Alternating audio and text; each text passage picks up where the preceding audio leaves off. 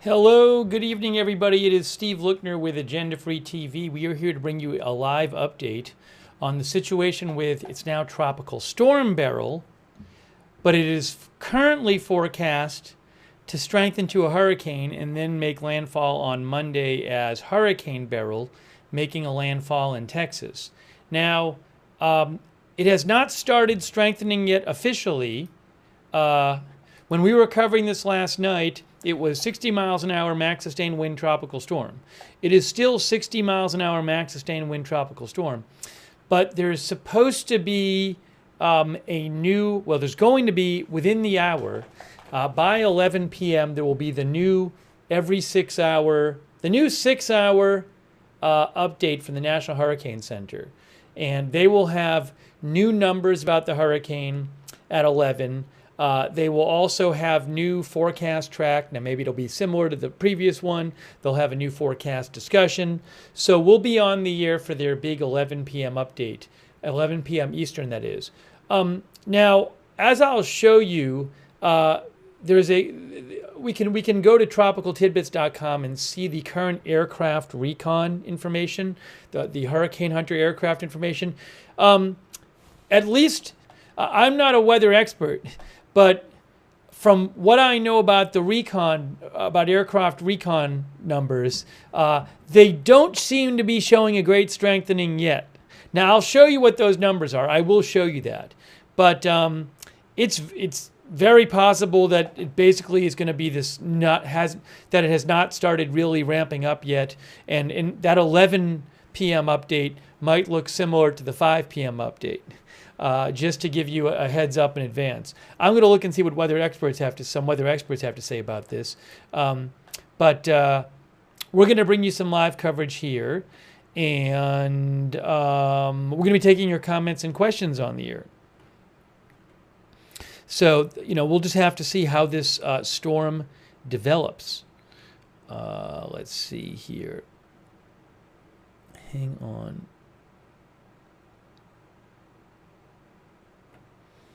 But again, by 11 p.m.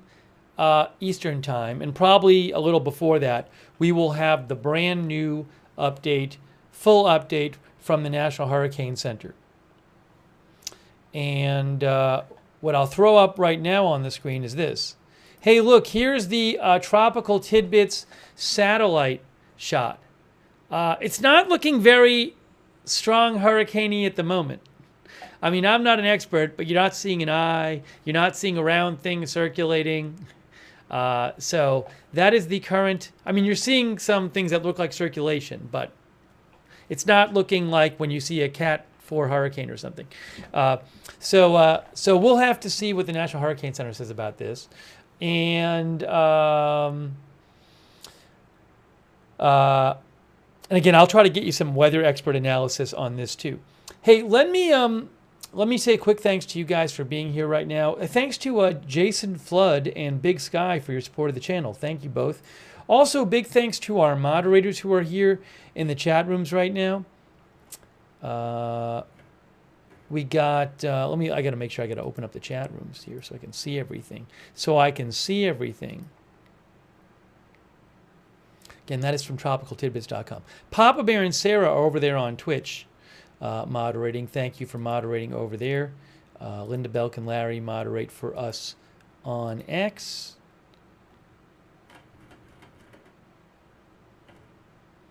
And thanks to Kay Lowry Body and Margaret Riley moderating over there on Facebook right now. Thank you. Okay, so where is it at? Well, it's like in here. It's in here somewhere, and there's the southern tip of Texas right there. Let me really quick, because I think this is like important. I normally wouldn't start with the aircraft recon data, but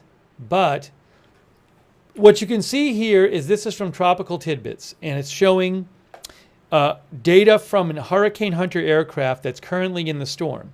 So this is a top-down shot of the that's a satellite shot of the storm, and what you see, these colored plots are the wind speed measurements that the aircraft is taking. So it'll just make passes through the storm.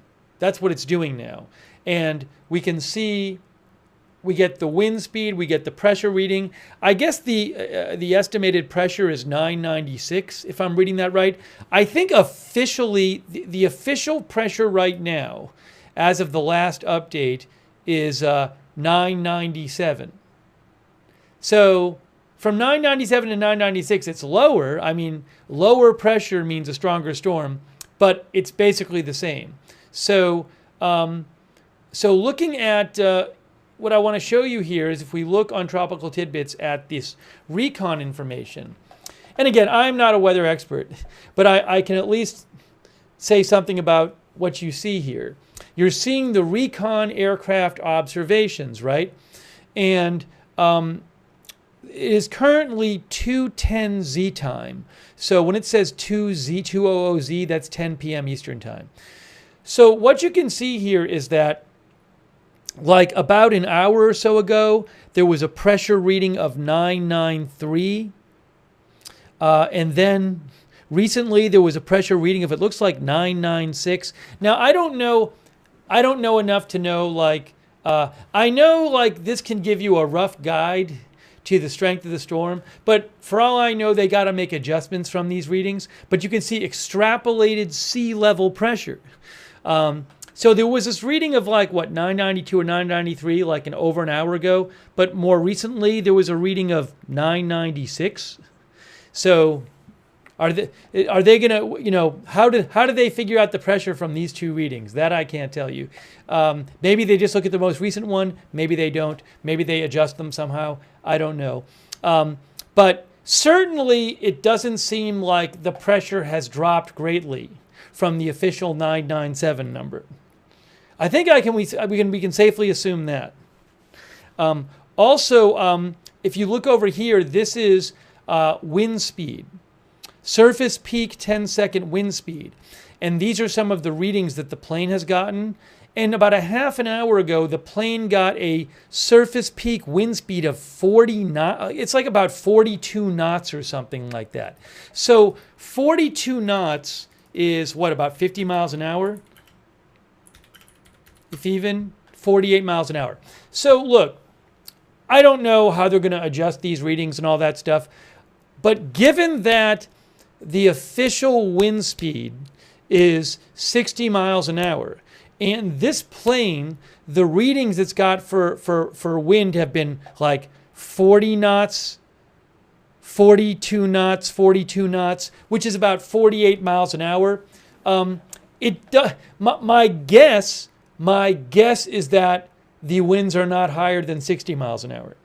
That's just a guess. I'm not an expert.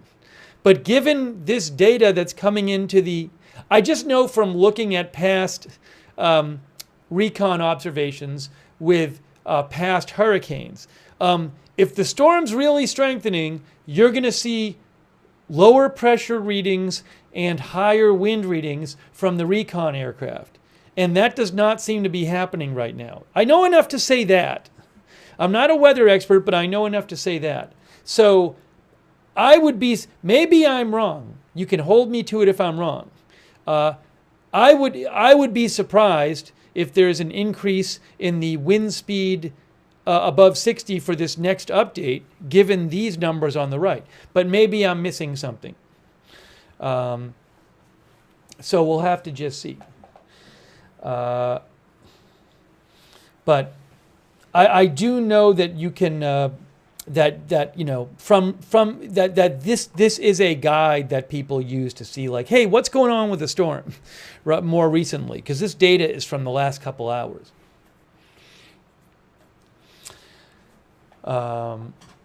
Hey, thanks to our new member Deanna Kelly, by the way, and thanks to Tom Wichter.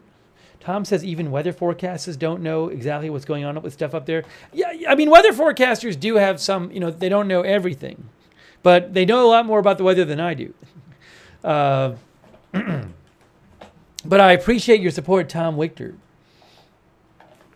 Yeah, there is, I mean, there's uncertainty inherent in forecasting, but also beyond that, I know a lot less than them. Thank you, Tom. I appreciate that. What I'd like to see is if I can find any, once in a while I can find like meteorologists online who are like commenting on these readings. By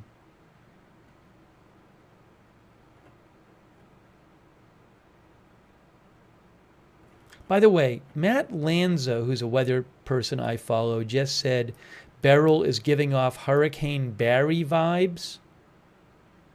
Hurricane Barry was an asymmetrical Category 1 hurricane. That was the wettest tropical cyclone on record in Arkansas and the fourth wettest in Louisiana. So Matt Lanza, I'll show you this post from Matt Lanza, who is a weather specialist. Matt posted about 7 minutes ago and said, I don't know exactly what he meant by this. He said, Beryl is giving off serious Hurricane Barry vibes this evening.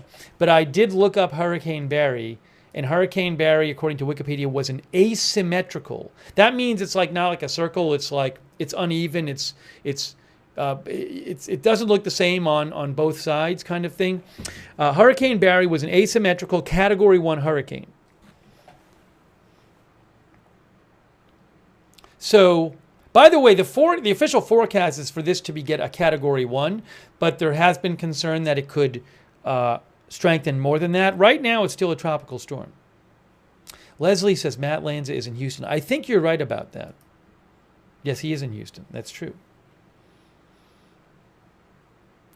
Hang on, let me just check one other list here.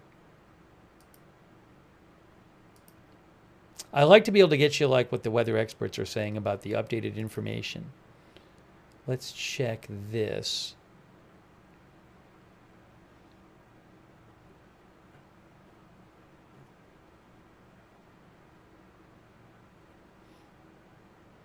All right, so again, we will be getting you the new, in about 40 minutes, if not sooner, we will have the brand new National Hurricane Center 11 p.m. Eastern Time big forecast update. Roll Tide Al says, let's hope this thing doesn't strengthen much. Now, certainly, again, you don't have to be a weather expert to know this is not right now looking like a powerful hurricane. It isn't a hurricane right now, but looking kind of funky. CWA says she is in Galveston. I can't even tell. It's like I'm saying she, but the thumbnails are so small in my chat window that like it's like I guess I have to guess some of the time. So I apologize if that was incorrect. But I have very, very small thumbnails, so I really can't. I can barely see them. Let's see here. All right, let me, while we wait, I'm going to take some of your comments on the year, but let's show you what the current official forecast is, although this could change in half an hour. So here is the current forecast track, but again, there's going to be a new one within the hour. So you can see it says tropical storm. Then it says hurricane by 1 p.m. Central tomorrow. Then it's 75 miles an hour max sustained wind, so barely a hurricane. Then by 1 a.m. Central Monday morning, it says hurricane 85 mile an hour, healthy Cat 1. And then by 1 p.m. Central, it says it's inland and it's still a hurricane. No, it's actually, by then it's a tropical storm again. So just eyeballing this, given that that's 1 a.m. Central and that's 1 p.m. Central, basically what it's saying is that you will have a Cat 1 hurricane making landfall in Texas around here. Of course, this track could be off, south of Port O'Connor, but, northeast of Corpus Christi, around in the morning sometime. So we'll see if this track changes or the intensity forecast changes in about half an hour. Okay. Let's see here.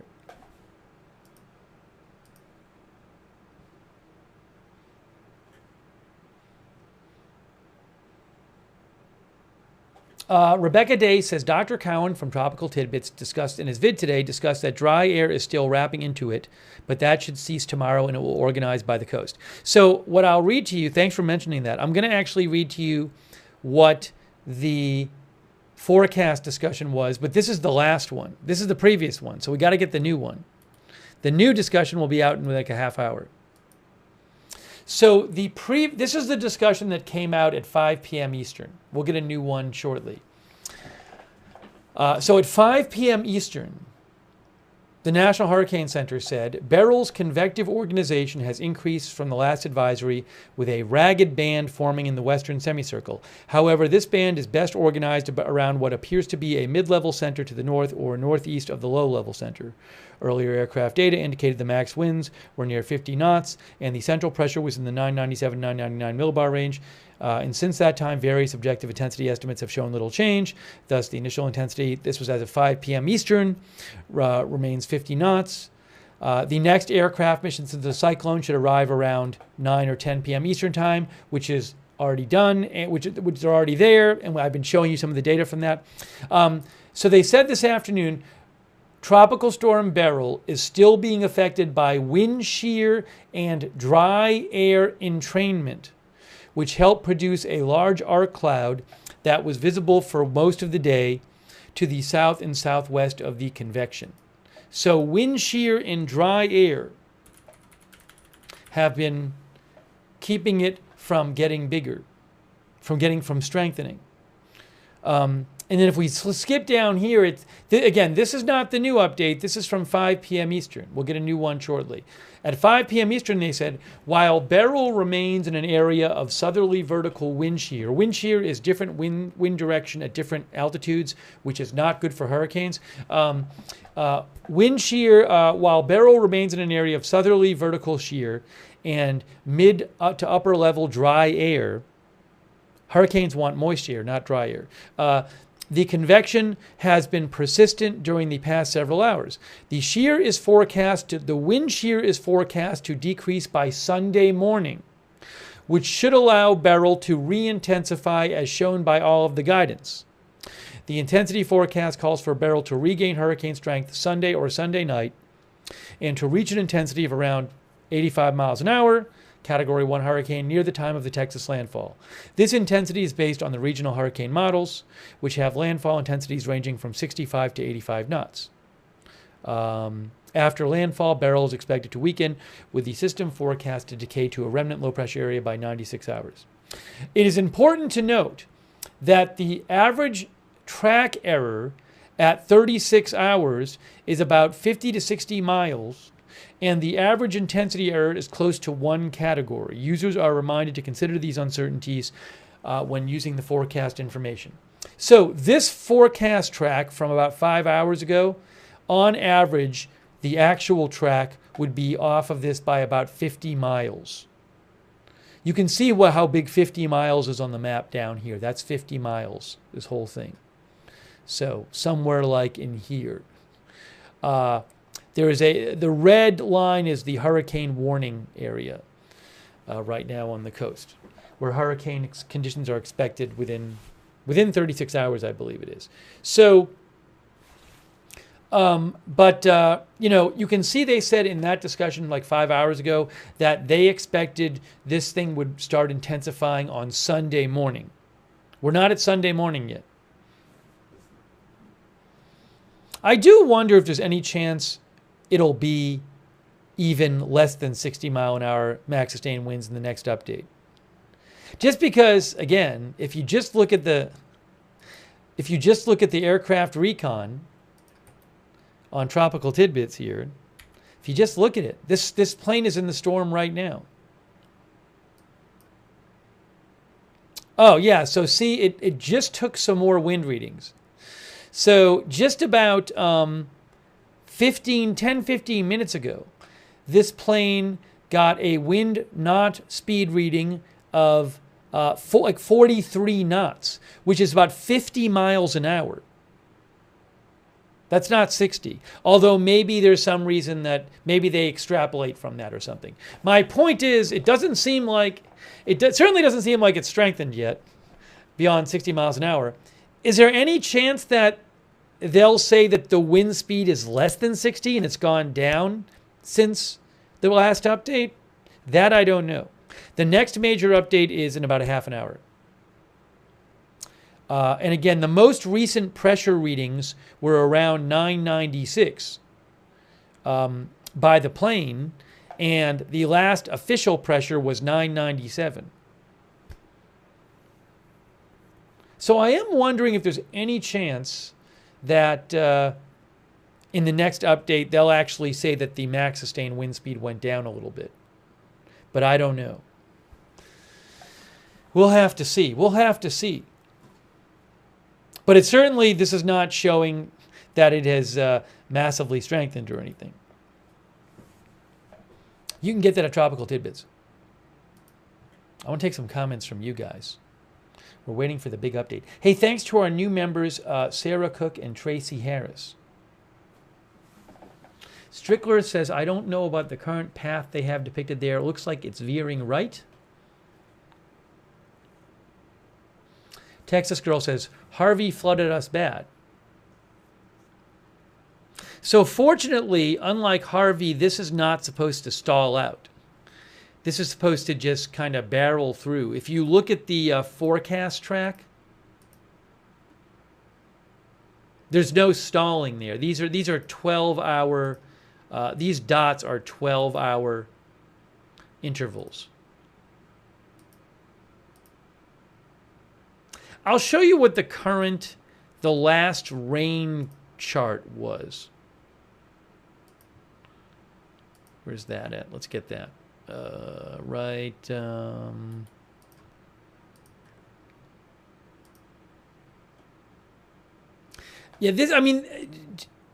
Keep in mind this graphic was created at around 4:30 p.m. Eastern time. So if the track, I don't know that the track has really deviated much since then. I don't believe it has. But, differences in track or storm strength will change, or storm speed will change this graph. But what you can see here is rainfall forecast from the Weather Prediction Center. And you see that dark orange area is 8 to 12. They say heavy rainfall of 5 to 10 inches with localized amounts of 15 inches is expected across portions of the Texas Gulf Coast and eastern Texas,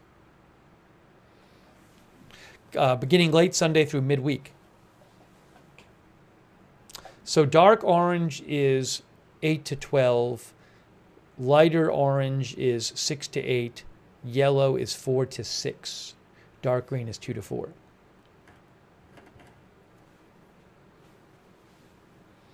Dennis says, do you think it will get stronger before hitting the coast? The official forecast is for it to strengthen to a hurricane before hitting the coast. That's the official forecast. Dude Go T-Sauce says, Corpus Christi Emergency Management issued an evacuation notice by Sunday noon. Is that true? I'll have to check that out. Hang on a second here.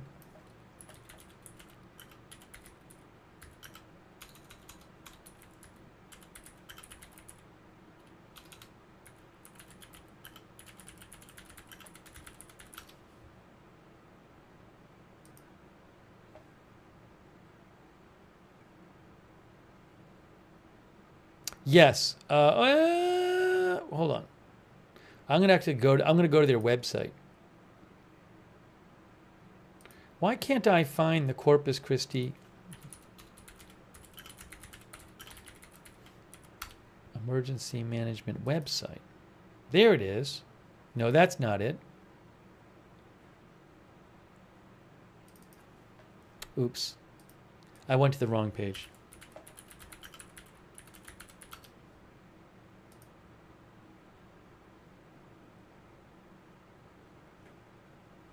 New website coming September 2024.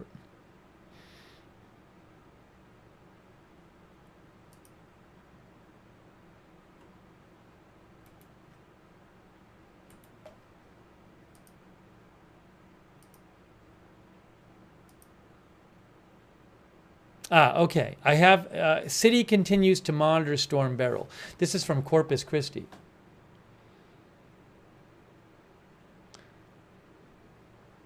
Hang on.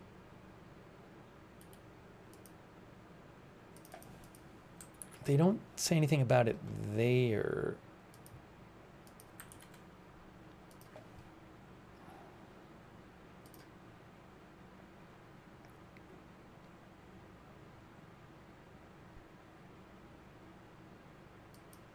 I'm trying to find anything about a Corpus Christi evacuation. I haven't seen it yet. I'm looking online.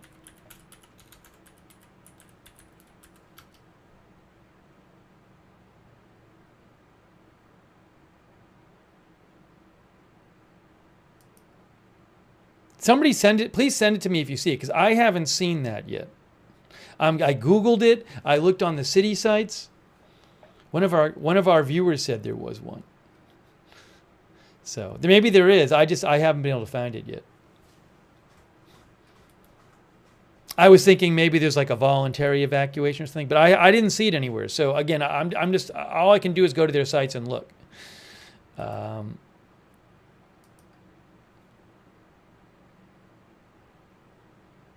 mean, this is literally their site right here. City of Corpus Christi. So again, I don't know anything about that. Anyways, Ronald Rum says Port Aransas had one. So just to give you an example.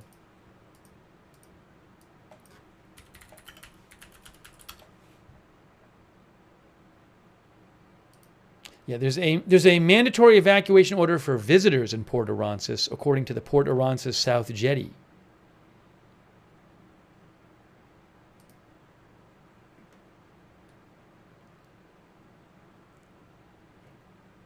Anyways, if you guys, if you're in one of these places, I would look up your local government and see what they're saying. I don't have all those things handy here, so I can't say what each town and each county is telling people to do. Our viewer RCT 281 said there was a visitor evacuation for Nueces County. Again, I don't have this information here with me. So please consult your local authorities.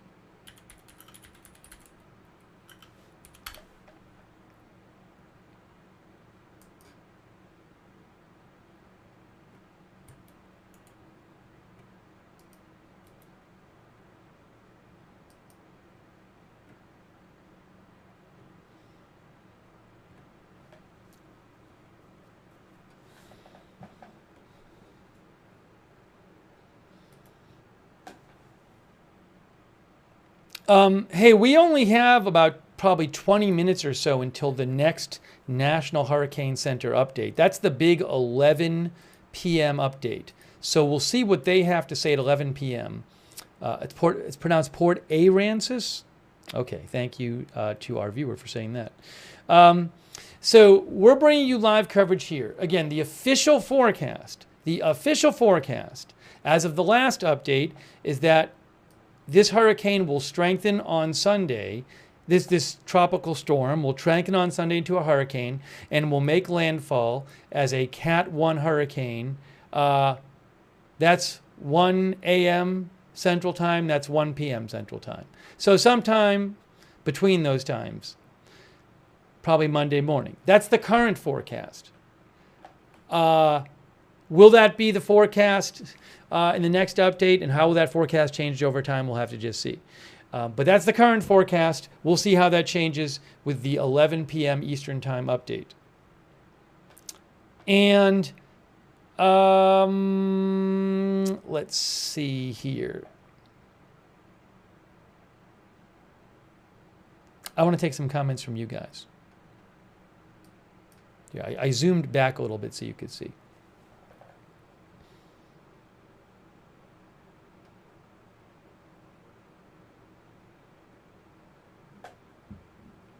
Did the hurricane hit Jamaica yet? This Storm Beryl is now a tropical storm, but it's the same storm that when it was a hurricane, it hit Grenada, it devastated a couple of islands there, it did a bunch of damage in Jamaica, got very close to Jamaica, and then as a hurricane, it went over the Yucatán Peninsula in Mexico. And now it's weakened to a tropical storm, but it's supposed to strengthen to a hurricane again.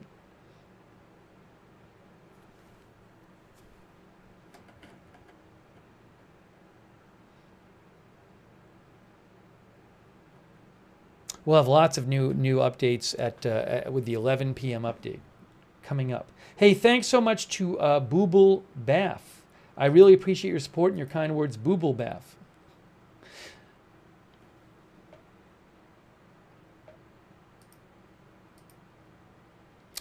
Current storm surge forecast.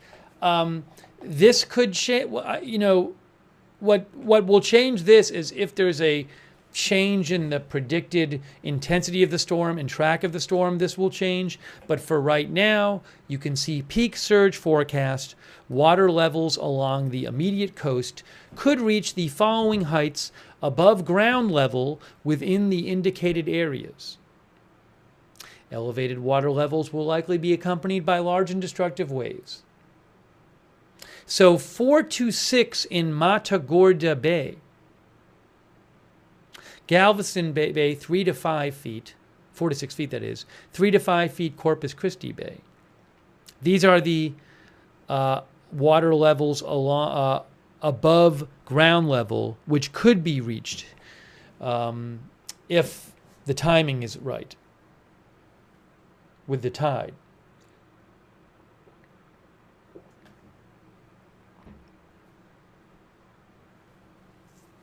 Paul O'Brien says, Reed Timmer mentioned when it gets stronger, it has potential for tornado output too.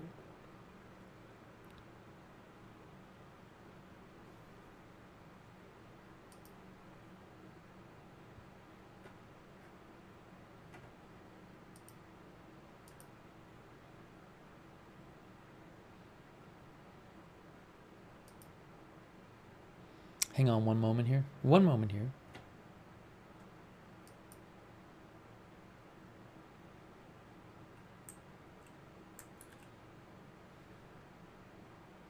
You can write to me on X at Lookner. That's where you can reach me, at Lookner on X.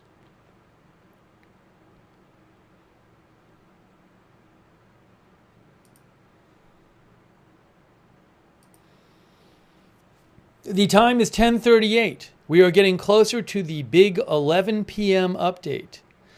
Big 11 p.m. update coming up from National Hurricane Center. New forecast track, new forecast. Hey, a little analysis posted by weather expert Matthew Capucci.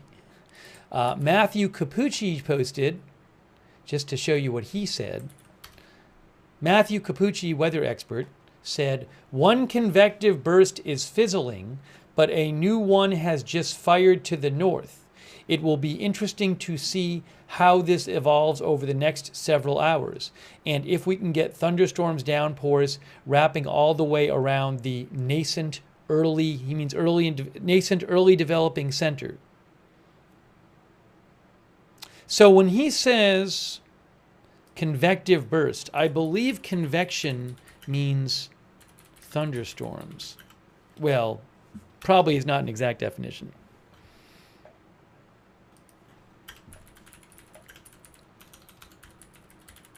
I don't know the exact definition.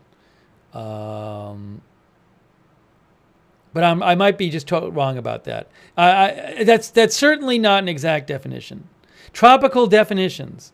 Let me get you a good definition of it, if I can find one here.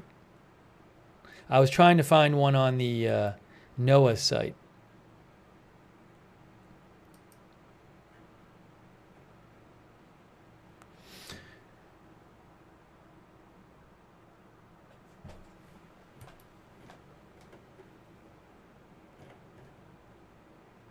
Yes, so I found a page on weather.gov on the which is a government, which is I believe that's the National Weather Service, weather.gov, right? Yes. Here is a page from National Weather Service that talks about convection. Check this out. Convection.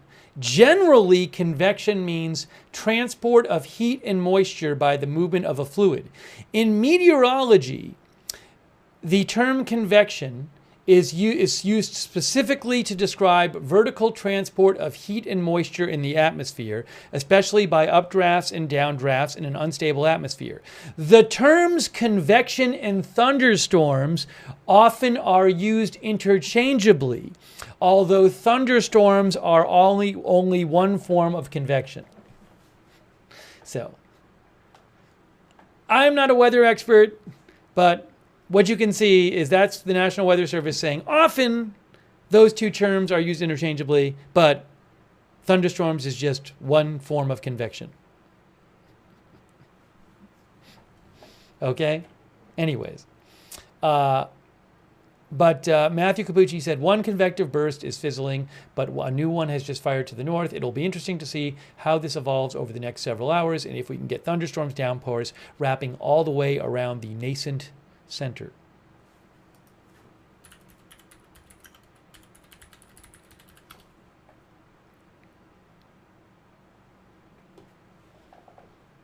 Okay.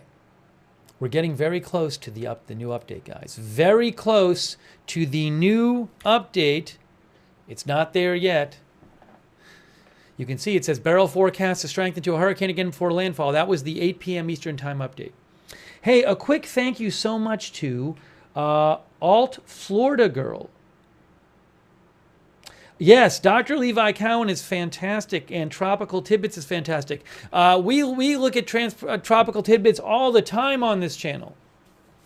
Thanks to Tropical Tidbits for letting us show it. So I recommend it every time we cover like a hurricane, basically. So we will keep looking at Tropical Tidbits. Also, Levi Cowan is great too. He's a good person to follow on social media. Hey, thanks Carlos Rosa, for your note, which I can understand, and your donation. Very kind to you, Carlos Rosa. Also, Tom Witcher. Thank you, Tom, for your support. So we'll keep hitting refresh on this.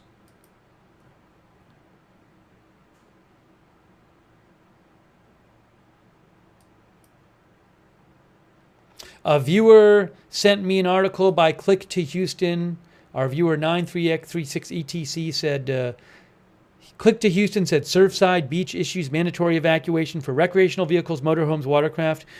That's from the village of Surfside Beach. Yeah, I know there's various different towns that have different evacuation orders of one sort or another. I don't have a comprehensive list of all of those. If you're in the area in Texas, I would definitely check with your local authorities to see what they're telling you to do.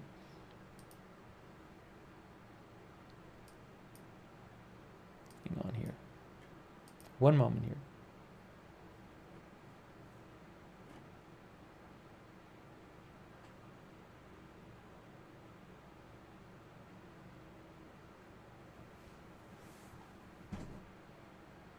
But I'm going to keep refreshing this. It's now 10:43.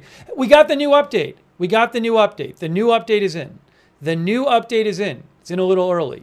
So they did not lower the hurricane. The tropical storm has not strengthened wind-wise. It was not lowered though. but they did not strengthen it widthwise. So it has not begun its strengthening yet in terms of wind. The pressure is a bit lower than the last update. I think the last update, the pressure was 997. Now it's 993. So it's gone down a bit. If it's going to be a hurricane, it's going to go down more than that. But so the pressure dropped from 997 to 993. The max sustained winds is still 60 miles an hour. So that max sustained winds has still not changed. It's supposed to start strengthening a bunch tomorrow before making Monday morning landfall. So in a second, we're going to get the new forecast track. We'll get the new forecast discussion. It's not a hurricane right now. It's still a tropical storm. Oh, we got the new forecast discussion. Fantastic. Look, it's all in. The new update is in. The new update is in. Moving northwest at 13 miles an hour. Did they post the new cone yet? No, the new cone is not posted yet. The new cone is not posted yet. Let's check out the new forecast discussion. Okay, new forecast discussion just posted a minute or two ago.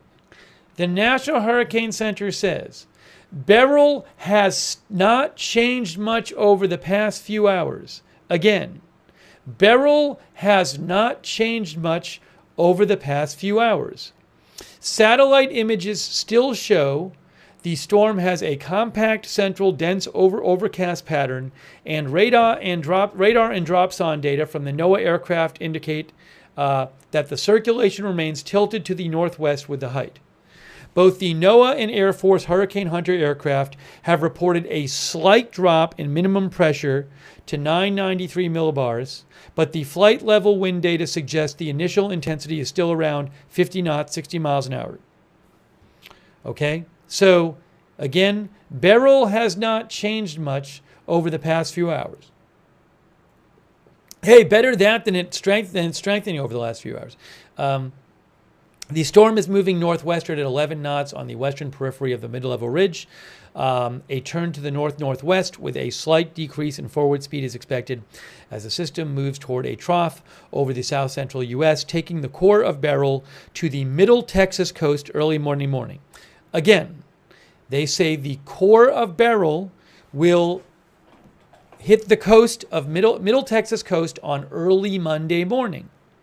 The shifts in the models have been decreasing, and the new track forecast is just a touch to the right of the previous one through landfall. After landfall, a faster motion to the north and northeast is predicted. So let's see if we can look at that new track. Okay, new track. Let's get the new track. That's the old track. Let's get the new one.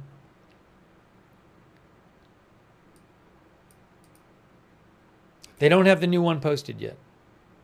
No, they have not posted the new track. They say the new track is slightly to the right of the old track. As soon as they have that posted, I'll show it to you. But they're saying that the forecast models, the shifts in the forecast models have been decreasing. So they're not seeing, the models are suggesting to them, they're not much different than what they were earlier. I think that's a way you can put it. Beryl is now this paragraph is about how much it will strengthen. Beryl is currently in an environment of about 10 to 15 knots of southerly vertical wind shear. Wind shear is bad for hurricanes. Also, dry air is bad for hurricanes. Currently, Beryl is in an environment of about 10 to 15 knots of southerly vertical wind shear and surrounded by dry air, especially on the south side of the circulation. However, the storm is expected to move into an area of decreasing wind shear, and the global weather models show the moisture increasing near the core. So it'll be near more moist air. In fact, the ship's model shows the wind shear decreasing to very low levels just prior to Beryl reaching the coast. These conditions, combined with defluent upper level wind pattern, should support notable strengthening just prior to landfall. In fact, the Hurricane Regional Weather Models, HAFS-A, HAFS-B, HWRF, and HMON, all show only gradual strengthening during the next 12 to 24 hours, followed by significant intensification just hours before landfall. Based on the guidance from the models and large-scale factors, there is a chance of rapid intensification if Beryl becomes better vertically aligned. And it is possible it strengthens more between the 24 and 36 hour predictions. Okay? So what they're saying is it could be the case that this thing strengthens a bunch in just the hours before landfall. Will it? We don't know. It is important to note that the average track error at 36 hours is about 50 to 60 miles, and the average intensity area is close to 1 category. Users are reminded to consider these uncertainties when using the forecast information. The current forecast says it's going to get to an 85 mile an hour Category 1 hurricane before making landfall. But it could strengthen more than that, as you just heard them say. Oh, is the new track up? Okay, let's look at the new track. It's just to the right of the old track.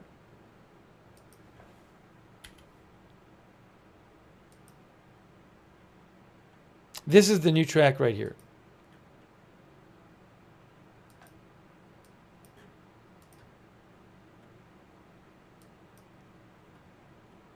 That's the new track right there. It's a little bit to the right of the old track, but it's not. I'm going to zoom in here so you can see. It's a little to the right of the old track, but and that would be. Oh, that's interesting. Okay, so that's 7 a.m. Central Time. So we're talking, right now they're talking early Monday morning for the landfall, because that's 7 a.m. Central and it's already over land then. And that down there is 7 p.m. Sunday night. So just eyeballing it, what, 2, 3, 4 a.m. Sunday local time, 5 a.m.? I don't know. I'm going to change the headline to Hurricane to hit Texas early Monday. But that is your current track right now.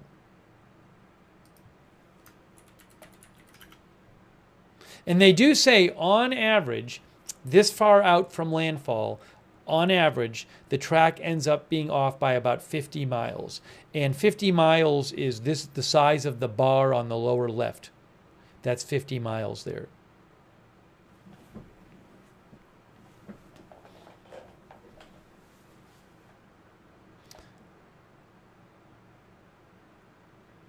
But very interesting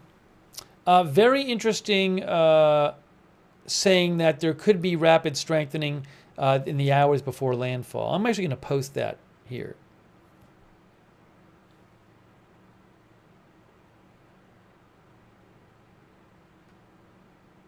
Sorry, right here.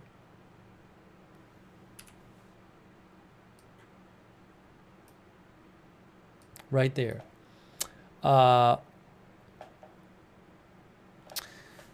There should be notable strengthening just prior to landfall.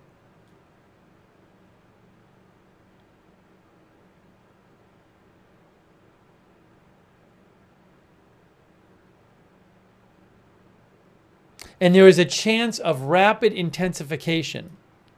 New NHC forecast still says Beryl will make landfall as Category 1 hurricane, but also says there is a chance of rapid intensification.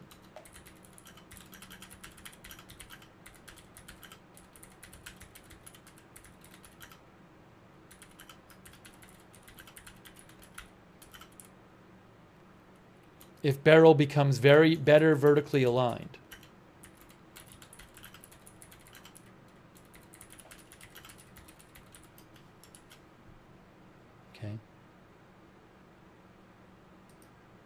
Oops, sorry. I don't want to say. I just want to copy this. I just need to copy that.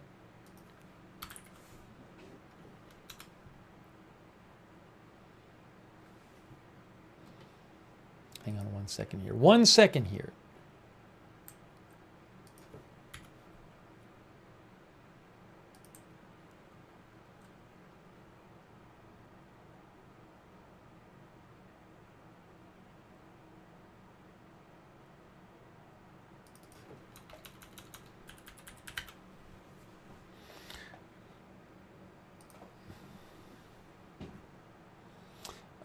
New NHC forecast still says Beryl will make landfall in Texas as Category 1 hurricane, but adds there is a chance of rapid intensification if Beryl becomes better vertically aligned. All right. So that's very interesting. That's very interesting. It's very. I mean, again, there's a chance it could rapidly intensify. Rapid intensification definition.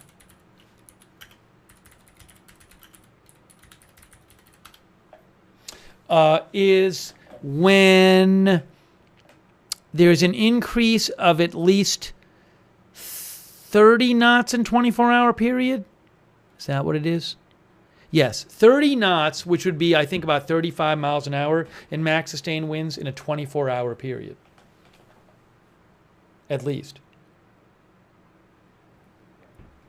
Let's read this summary here, and we'll show you some more stuff. So, current forecast is for it to be a Cat 1, make landfall early morning, or very early morning on Monday in Texas on the coast, but it could rapidly strengthen in the hours before making landfall. There is a danger of life-threatening storm surge inundation late Sunday night and Monday along the coast of Texas from the north entrance to the Padre Island National Seashore to High Island, including Corpus Christi Bay, Matagorda Bay, and Galveston Bay. I'm going to show you the new storm surge map if they have one there. Residents in those areas should follow any advice given by local officials and follow evacuation orders. So life-threatening storm surge. Beryl is forecast to bring damaging hurricane-force winds to portions of the lower and middle Texas coast late Sunday night and Monday. A hurricane warning is in effect from Baffin Bay to Sargent. Preparation should be rushed to completion before tropical storm conditions begin late Sunday.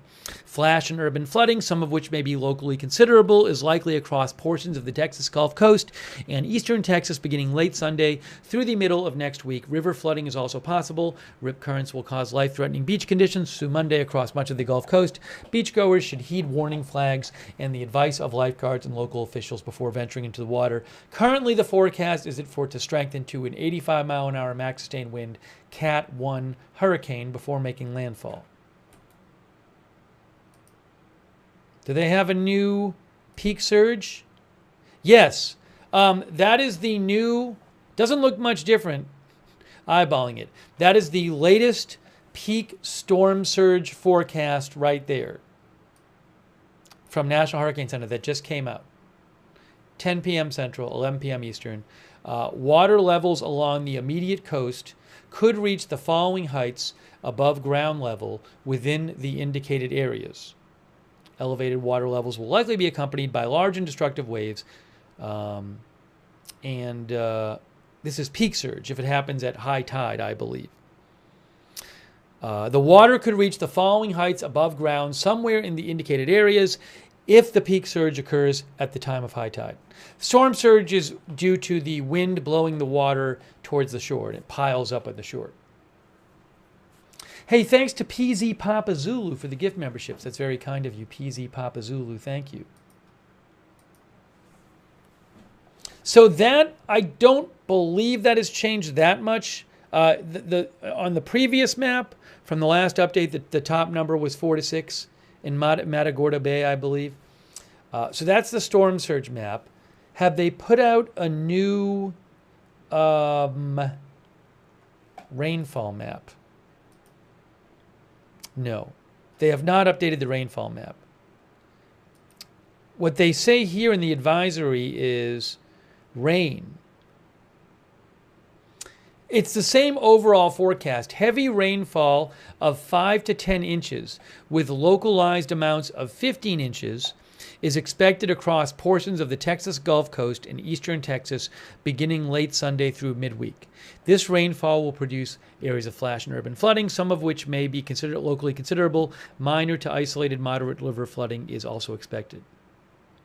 Yes, they have the rainfall graphic, which I was showing you, but a few tornadoes could occur along the Texas coast Sunday afternoon and Sunday night. Tornado possibility. So just to be clear, the hurricane conditions are expected by early Monday. Tropical storm strength winds are expected by late Sunday.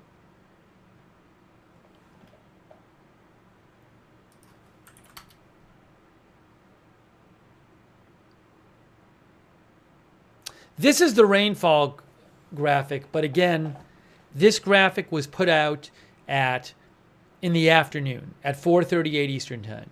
So the track has shifted a little bit to the right. My guess is that if they made a new graphic right now, it'd be a little different than this. Maybe shifted a bit right because the track has shifted a bit right.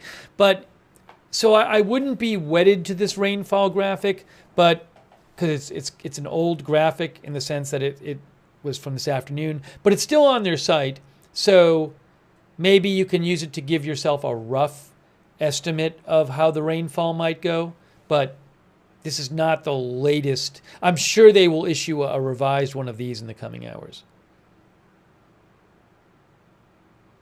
This is rainfall through Thursday at 7 Central Time. Yee says going to HEB early tomorrow morning.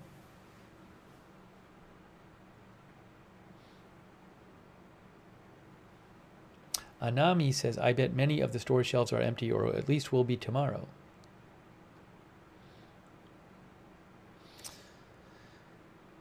Sherry D says, just received a warning on my phone that Houston is under flash flood and tropical storm warnings.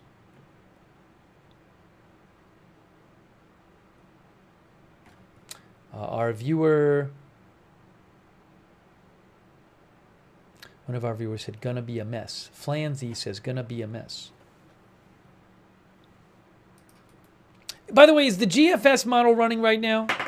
The GFS is a prominent weather model. We can go get that at Tropical Tidbits. Is it running? It's going to run soon. It doesn't look like it's running right at the moment. I think soon it's going to run. It'll be. We can. This forecast model runs 4 times a day. I think it starts outputting around now. Oh, 11:30 Eastern, says Jonathan. Jonathan Sharp says 11:30 Eastern. What did the discussion mentioned the HWRF model, what it said.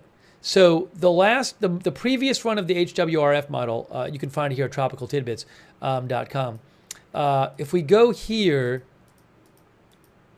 so the pressure 976. Right. So something to notice there is that thing is on this. This is I believe this is like a HWRF is a hurricane model, right? This is a hurricane model that specializes in predicting storms, like tropical storms and hurricanes, tropical disturbances and storms. So if you look at the projected pressure, you can see that number. It says 978, 976, 973, 968, 966. Then it starts going up again. But the point is that there's significant strengthening going on as the storm approaches the coast. And then look at the rain on this forecast model.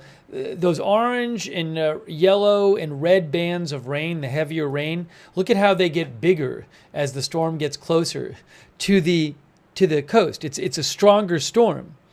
I mean, look at it right there. That's a 966. And roughly speaking, there's a rough correlation between pressure and hurricane strength. So roughly speaking, you'd expect this to be, maybe a Cat 2, Cat 1, or a high Cat 1. But what they said in the forecast discussion is they said that on some of these models, like the HWRF model, like they say it right here.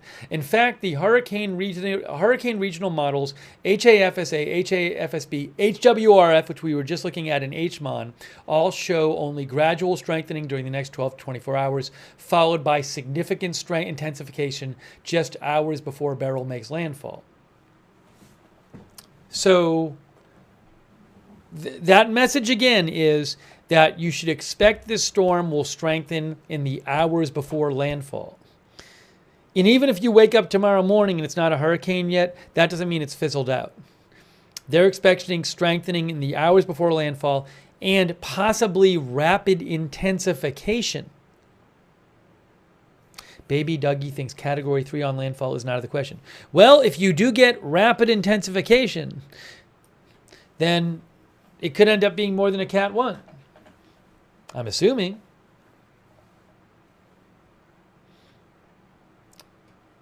So some uncertainty here about, how much it's going to intensify. Kay, our moderator Kay, says HWRF has been the best predictor of this storm.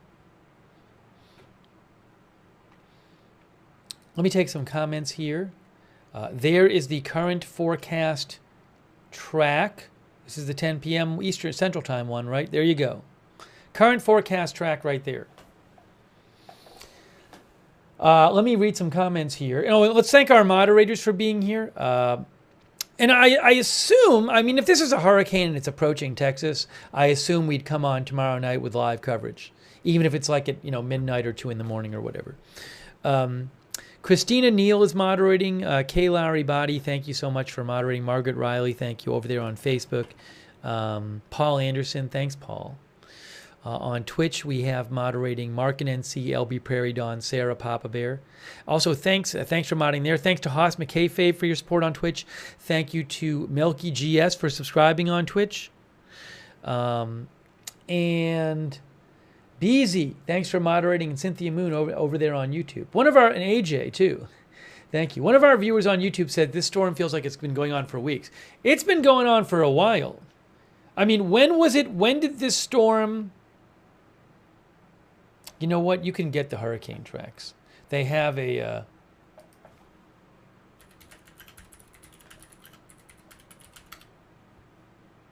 right here. Let's find a hurricane. Historical hurricane tracks. Beryl? Is this going to come up here? Beryl. Ooh, no, I don't think so. I'm looking for it. It's not historical yet. How can I get... Maybe I can get it on Radar Omega. Let's see. I'm opening up Radar Omega right now. I think there's a setting I can use to put on the historical track. That's the forecast on Radar Omega there. Oh, I'm so dumb. I should have just... Why did I not do this before? What was I thinking? We actually have some rain coming on the radar here. I forgot I could see this on the American radar now. Hold on. Let's do, I don't know. That one? What's the best one for this? No, that's not working well. That's Corpus Christi. Sorry, that's not even rain. That's velocity, reflexivity. We'll go to the composite. Yeah, it's a big storm and that rain is kind of spread out. So I'm going to turn it on. This is MRMS, which is composite radar, which combines the radar from the different radar stations. Now, my guess is that there's more rain over here that we can't see on the radar because the radar doesn't stretch that far. But that's showing you precipitation. We actually can. It's close enough to the U.S. that we can see some of that rain from the tropical storm on the radar. Where is... I want to get the hurricane track. There's a setting I can use to get the hurricane track. Past track, there it is.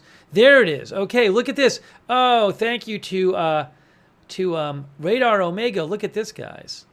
Check it out. Let's check out Radar Omega. There's the past track right there. Can we get a line on that or not? Where is it? Past track. projected track. Cone? I'll put the cone on there.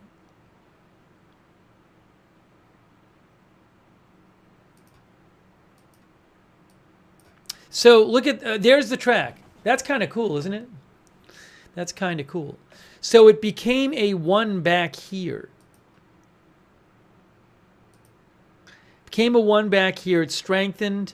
Grenada, it was a Cat 4. Then after Grenada, it became a Cat 5.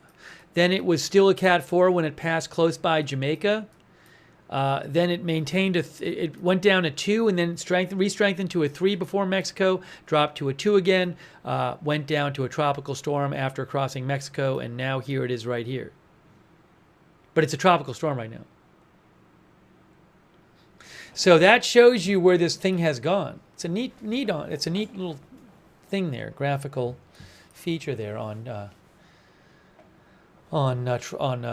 Radar Omega. And then I think this track is probably updated on Radar Omega. I'm assuming that's the updated track, but the 11 p.m. Eastern track is not much different than the previous one. There is your forecast track.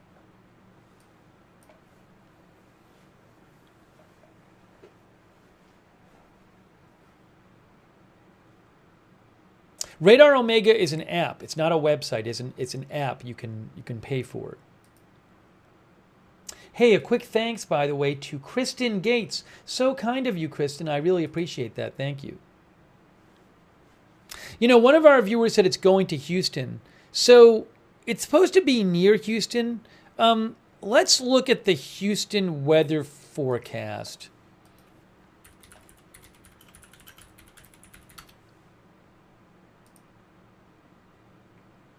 No, that's Norton, Mass. How about Houston, Texas?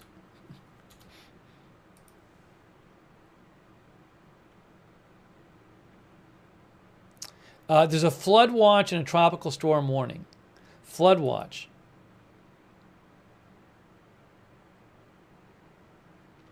Portions of south central and southeast Texas, including blah, blah, blah, blah, blah, blah, blah, including inland Harris. Would that be Houston, inland Harris County? From late Sunday night through Tuesday morning, excessive runoff may result in flooding of rivers, creeks, streams, and other low-lying and flood-prone areas. Heavy rain associated with Tropical Storm Beryl is expected to pose flash flooding threat for portions of southeast Texas. 5 to 10 inches of rainfall, with some locally higher amounts possible, are expected across portions of the area. And there's also a tropical storm warning for Houston. Potential for wind 58 to 73 miles an hour. Peak rainfall amounts, additional 3 to 6 inches with locally higher amounts. What you can do is if you go to National Weather Service, which is, if you go to forecast.weather.gov, you can actually put any town in here, a city, and it'll give you the weather forecast and the weather alerts and stuff like that. So, for example, we just looked up Houston. We can see the tropical storm warning and the flood watch.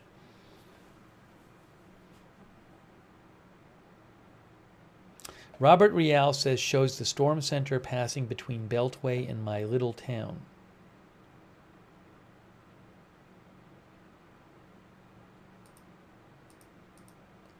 If we zoom in here, the current track has it going... and again, the average, this far out, on average, the track will end up being 50 miles off from the actual track. Around 50 miles off. But the current forecast track has it going, making landfall in the Aransas National Wildlife Refuge, it looks like, just west of Port O'Connor, and passing near Magnolia Beach, Port Lavaca. But, you know, the rain and the wind will be spread out. And going in between Austin and Houston, and then going up through Texas and into Arkansas. Can you compare Beryl to Tropical Storm Allison, please? Allison dumped over 40 inches of rain in 2001. So the best I can tell you is again, the forecast, I can tell you what the rainfall prediction is for this storm. It's between 10 to, it's 6, it's, what is it, 5 to 10 inches with local maximums, of 15. It says it right here. Heavy rainfall of 5 to 10 inches with localized amounts of 15 inches is expected across portions of the Texas Gulf Coast and eastern Texas beginning late Sunday through midweek. And they do have a graphic, which is old, which is from this afternoon, but my guess is that the new one wouldn't be that much different from this. Mario Castaneda thinks it will become a Cat 2 or 3 when near land. Leslie Casey said we already had 2 inches of rain today from a different storm.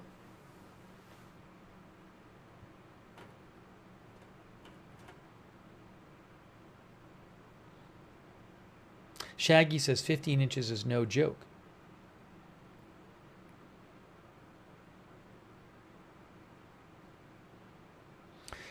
Baby Dougie thinks this storm is more than likely to rapidly intensify. All these totals are going to be higher than what they say now.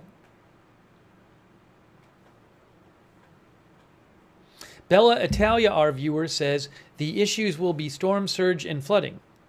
Houston area's flood terrible. My friend's home was totaled east of Houston by Hurricane Harvey in 2017. They had to be rescued by boat. Now, Harvey stalled out for several days. Hurricane Harvey...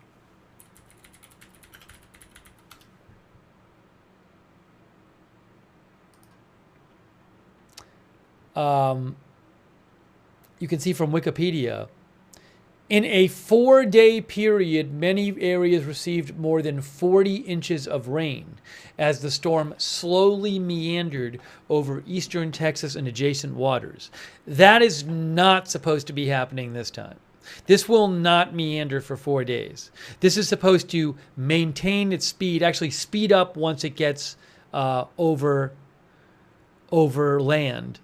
And those dots you see right there, those are 12-hour intervals, those dots. So that is not what's supposed to happen here. It is not supposed to stall out. Strickler says this one has been moving really fast.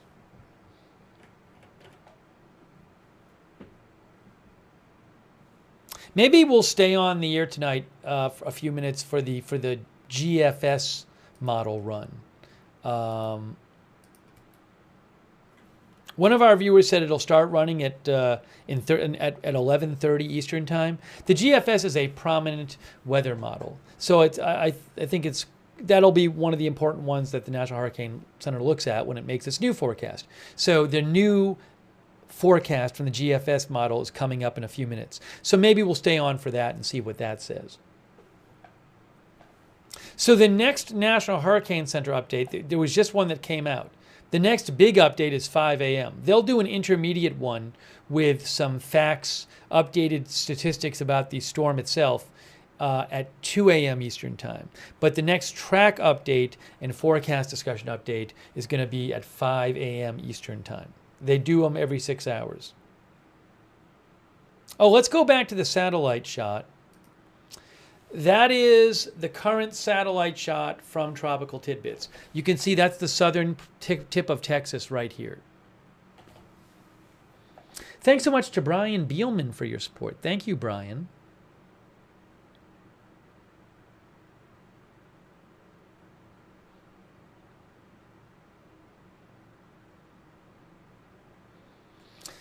David Edmonston thinks the Navy models are the best. Is HMON a Navy model?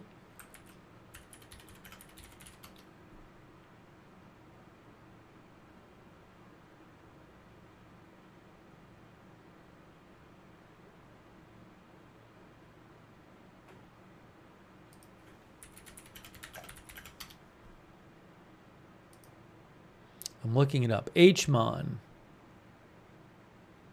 No, that's a U.S. National Oceanic and Atmospheric Administration National Centers for Environmental Prediction model. I think. I just looked it up.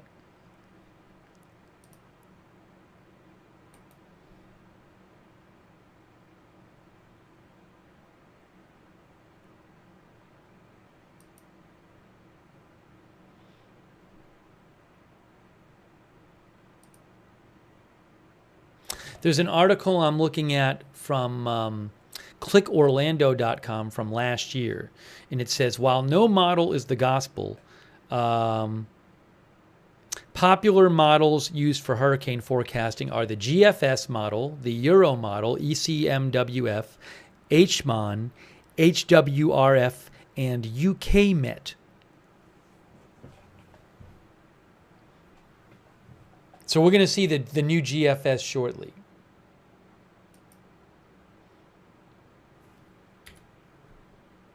Something you might want to keep an eye on if you're awake overnight is if you go to Tropical Tidbits, you can look at the current Hurricane Hunter aircraft and the data that they're coming out with. So you can see here, this is an overhead satellite shot of the storm. You can see the clouds. And then the plane is flying back and forth in the storm and taking measurements as it flies back and forth. These colors are, those colored flags represent wind speed and direction. And there's a key on the bottom. And then those numbers represent pressure readings. But what you can do is you can click on this here and you can follow along. And this red line is the pressure reading it's getting. So you can see that's a 996 there. And then these blue dots are wind readings for surface wind speed. It's in knots. So you have to convert the knots to miles per hour. But if the storm is really strengthening, you'll start seeing much lower pressure numbers on this left chart here. The plane will start detecting lower pressure, and these blue dots will get higher.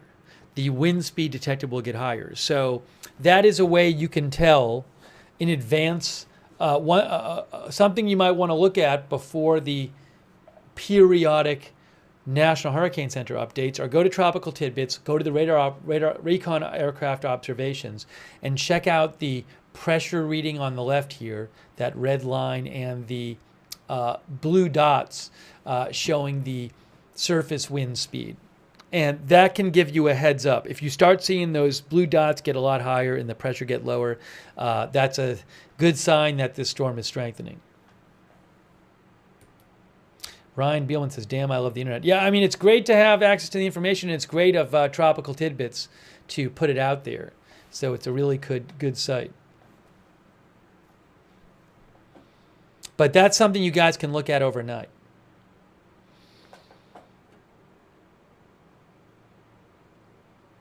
Doesn't the water temperature matter? Yes, but I don't believe the water temperature is going to greatly change. Between now and a few hours from now. So I'm just saying, if you want to look at something to get an idea of, is this thing strengthening right now? Keep an eye on the aircraft recon data.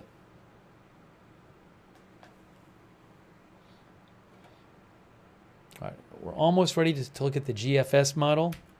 Hasn't started. I think in a few minutes, maybe about 8 minutes, the GFS will start running. We're going to show you that.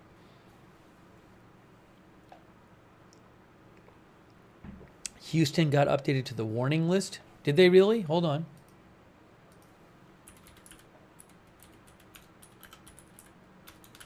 Now remember, Houston is not, well, hold on.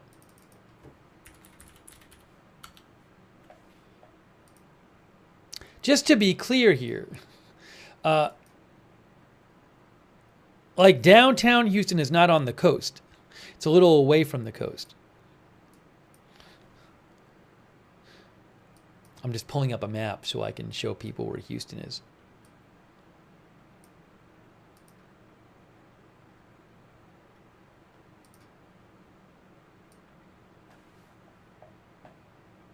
There. Houston.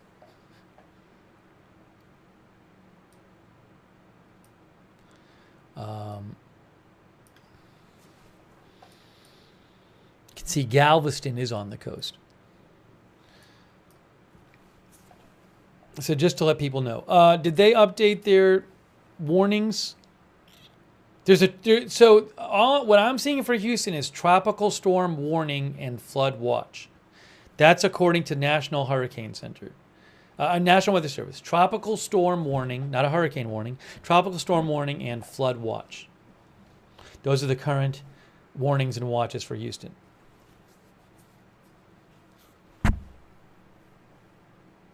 Nancy Elizabeth says Houston floods easily. Kay says they are in a bowl.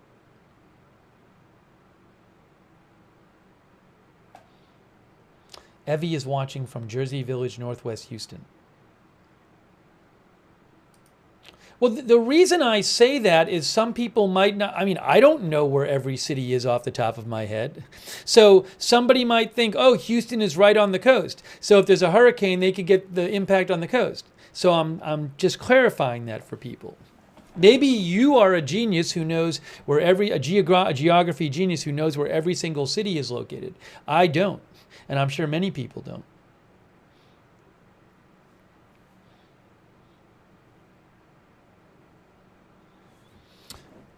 Okay, it is 11:25. I think we have 5 minutes till the GFS starts. 5 minutes. We're going to watch the GFS model run. Yeah, it's closer to the coast than some cities, but I just want people to have an idea of where it is. I mean, it's 40, 50 miles to downtown from the coast. So just to give people perspective.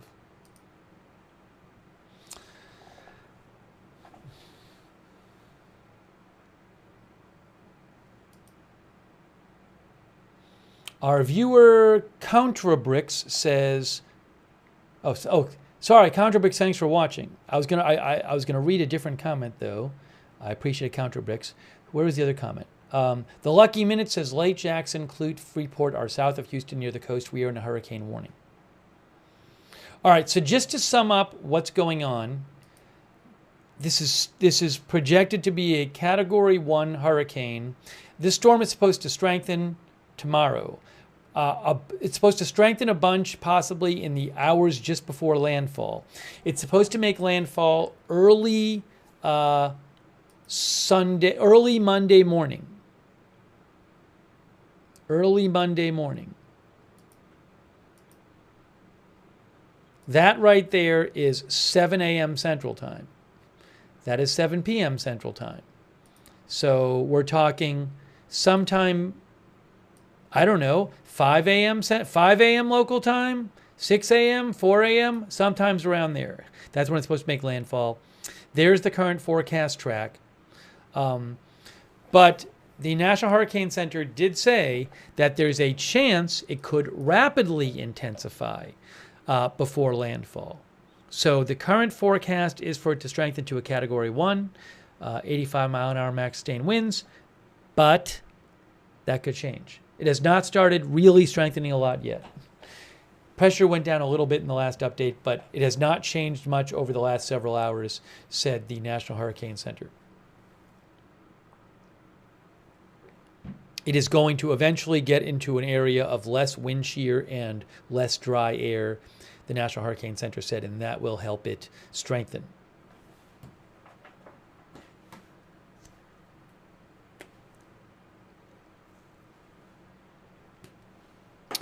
In about 2 minutes, the GFS is supposed to start, I think. So we're gonna watch that GFS model.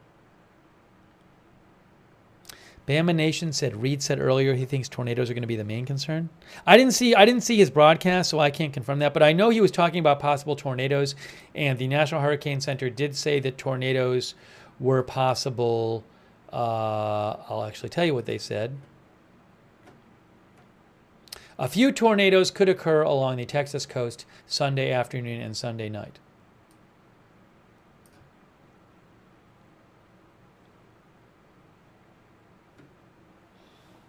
BZ said, Reed said that.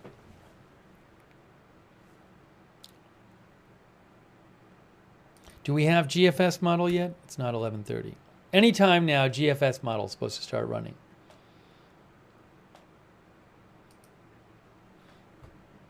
Let me see if any other of the weather experts I follow are posting about this while we wait for the GFS model to start. Let's see. see.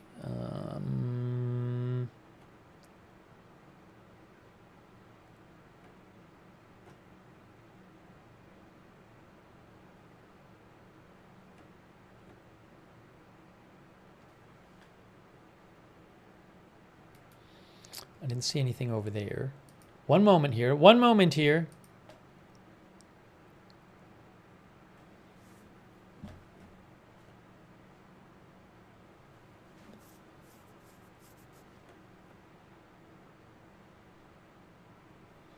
Oh, maybe I can find an updated rainfall prediction. Give me a second here. That'd be helpful.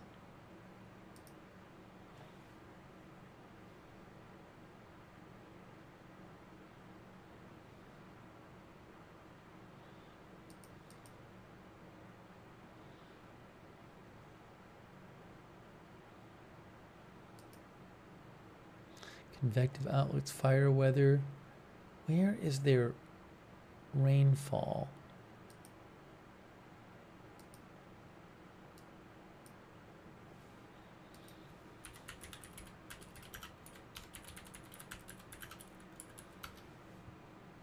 Here, I found it. This is Weather Prediction Center 5-day and 7-day rainfall totals. Okay. Days 5-day total precipitation. Okay, that's something. Let's look at that. Let's look at that. What is this? No, we don't want that. Let's look at 5-day total precipitation. Okay. What's days 1 to 3 look like? I'm gonna put this on the screen for you. So this is from the National Weather Service. The thing to focus on here is that, valid. Why does it say, valid from 8 p.m. from Saturday night to Thursday night. So if you can, I know it's a little hard to see, guys, but look at that right there. The brown is 7 to 10 inches. There's a little yellow in there off the coast, which is like 15 to 20 inches. That's off the coast. But you have these, I'm assuming this is basically following the path of the storm. But you have those, the brown is 7 to 10, and those oranges are 5 to 7.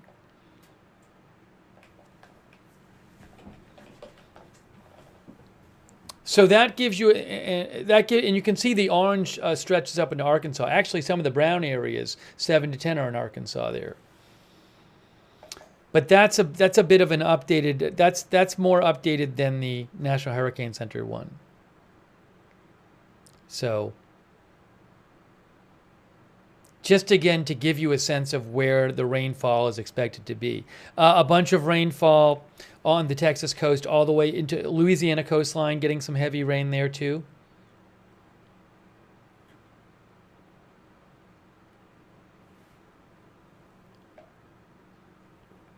Pretos says span state's a big one. Yeah, I mean, look, you got all the way up here in northeast Texas, some 7 to 10.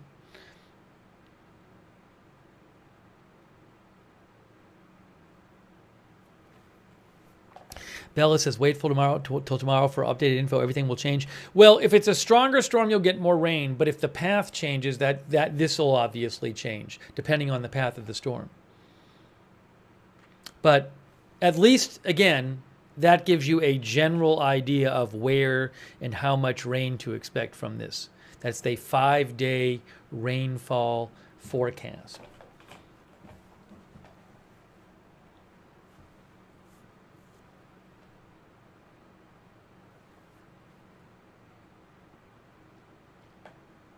So let's see, is the GFS running yet?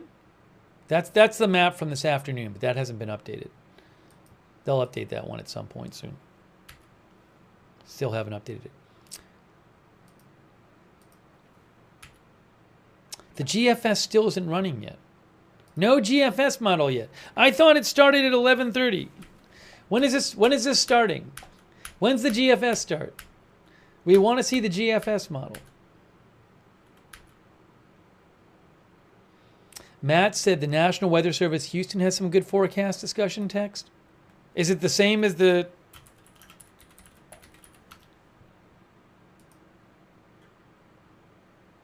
Here. Oh, here it is. When is this from? That's from, well, I went to their website. That's from 5 p.m. That's not the new update. That's from 5 p.m. Did they post more? We should read the National Hurricane Center discussion again.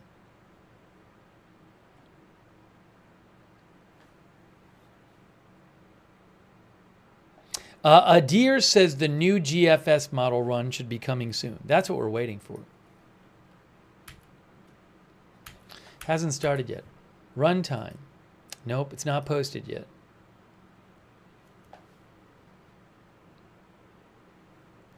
No, it usually runs around now because the last couple of days we've been streaming around now, and I know I've shown it. I know I've shown it running on Tropical Tidbits there. Ray Oid says, I hope the path doesn't shift back west. I don't want that much rain. James T says, we want the GFS.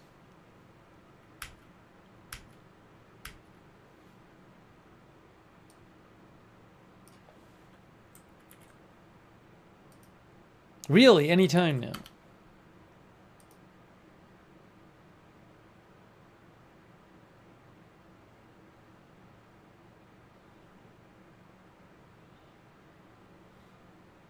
Yeah, Zach, I went to Houston area forecast discussion, but it looks like that's from this afternoon. No, there's one from 7:30, but the short term and long term are from this afternoon. While we wait for the GFS to start, real quick, let's just read over. I think the best thing to read over is this discussion here. The new 11 p.m. forecast discussion. So let's just look at this. Let's just look at at these paragraphs here. Beryl has not changed much over the past few hours. Satellite images still show the storm has a compact central dense overcast pattern, and radar and dropson data from the NOAA aircraft indicate the circulation remains tilted to the northwest with height.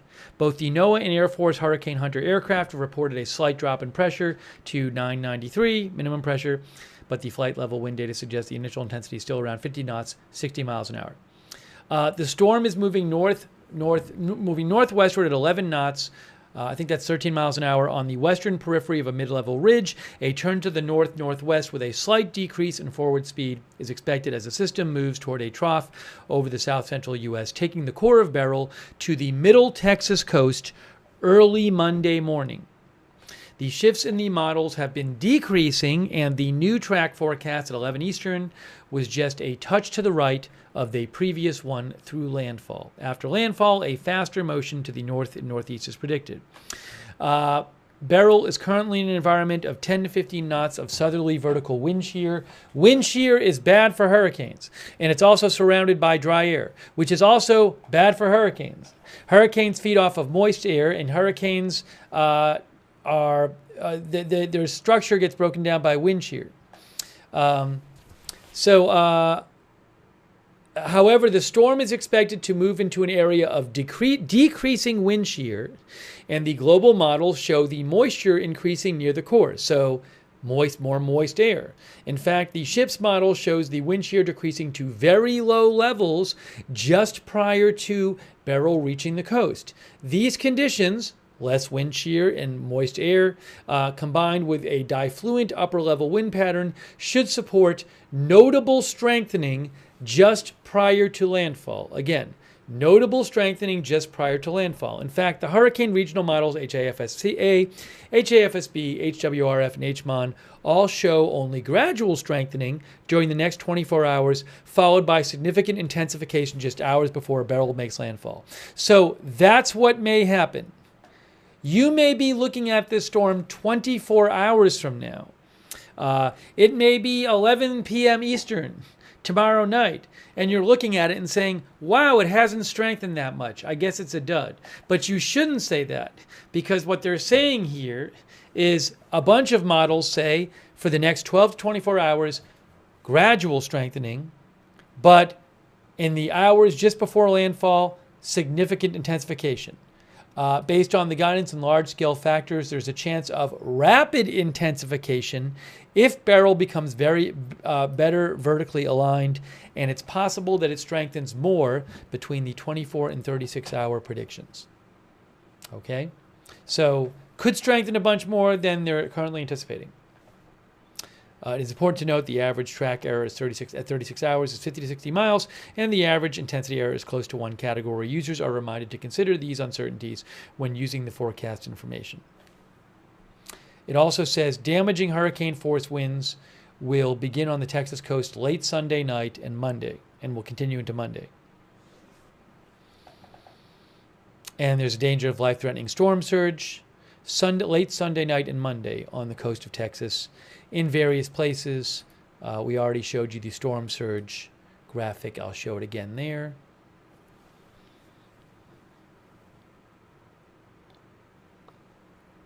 Daniil Abrego says, I am 10 minutes from the coast. LGTV70 says, I hope they're wrong. I think LGTV70 is saying, I hope there's no rapid intensification. But you can see there is some significant uncertainty into just how much it'll strengthen. Let's hope it doesn't do the rapid intensification thing right before landfall. It's kind of scary because, you know, there's a scenario in which 7-8 hours before landfall, it hasn't strengthened that much. And then people are like, oh, it's a dud. And then they don't take the proper precautions. And then it really ramps up in a few hours before making landfall.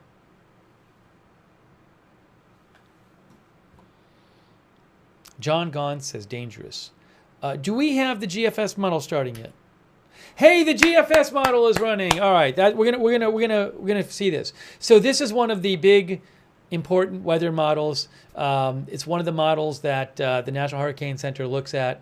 It predicts the weather basically 4 times a day, and it is currently spewing out its new prediction. So you can see right there. Maybe I'm going to switch the region here. There we go. Oh, that's not great. I don't love that one.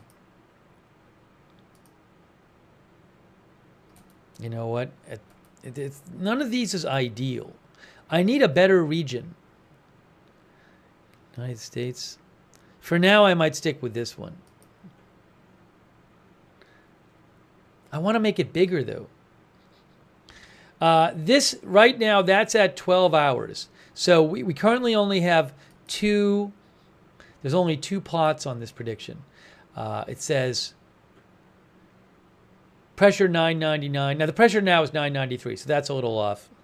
But this forecast, it started running at 8 p.m. Eastern.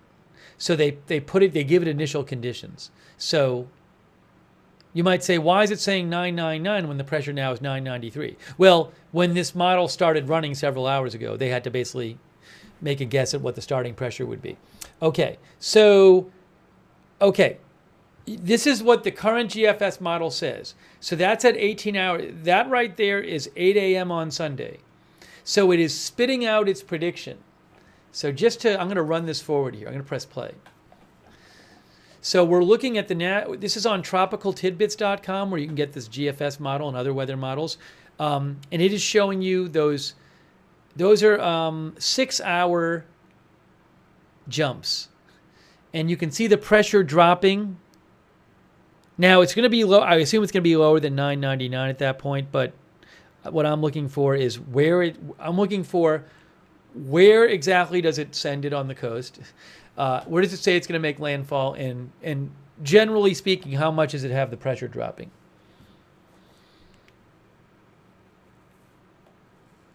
I would not be surprised if it basically just puts it where the track is.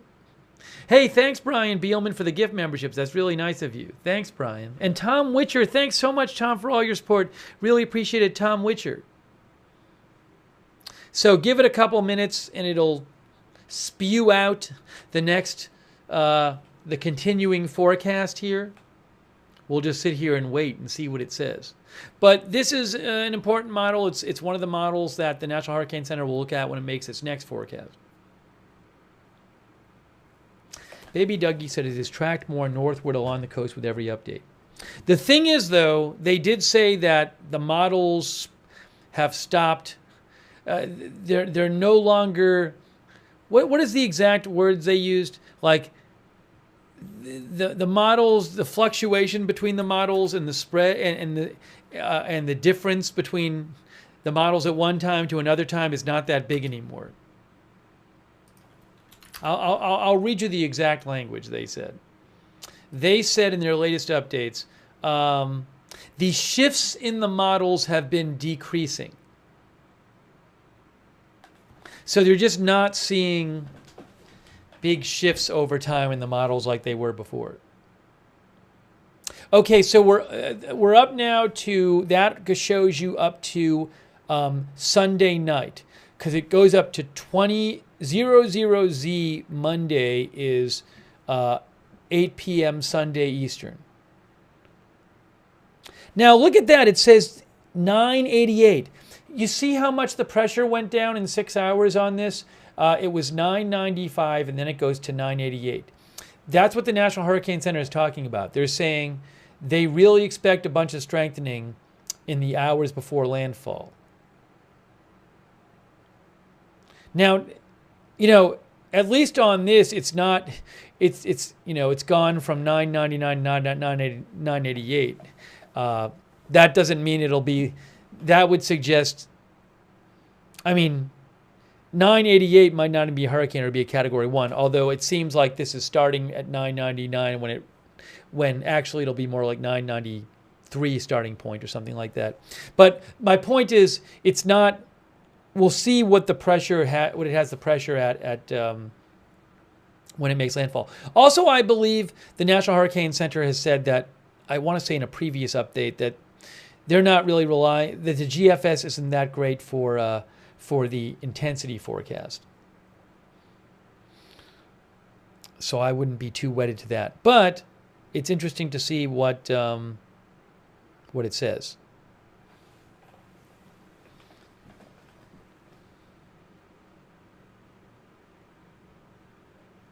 But that right there currently goes up to 8 p.m. Eastern Time Sunday night.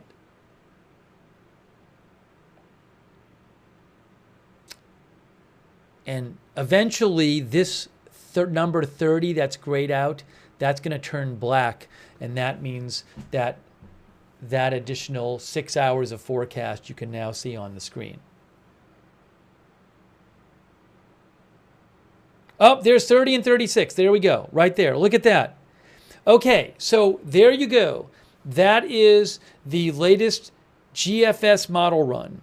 And you can see it has it making landfall.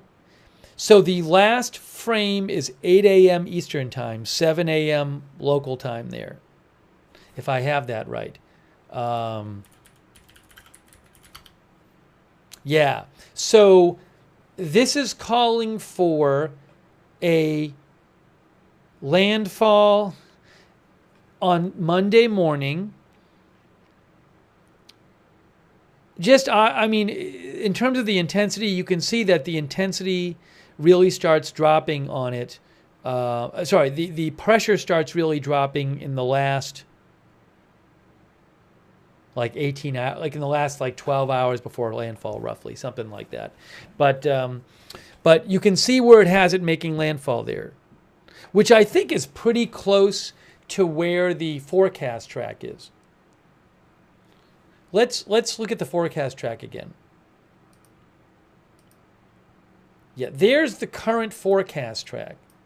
So I kind of have to eyeball it. I might see if I can get you a different, maybe a closer up view on here. Let's switch the region. There. That'll be better. Oh, there we go. That's better. That's better. Again, this is tropicaltidbits.com. So tropicaltidbits.com is where you can get this. There you go.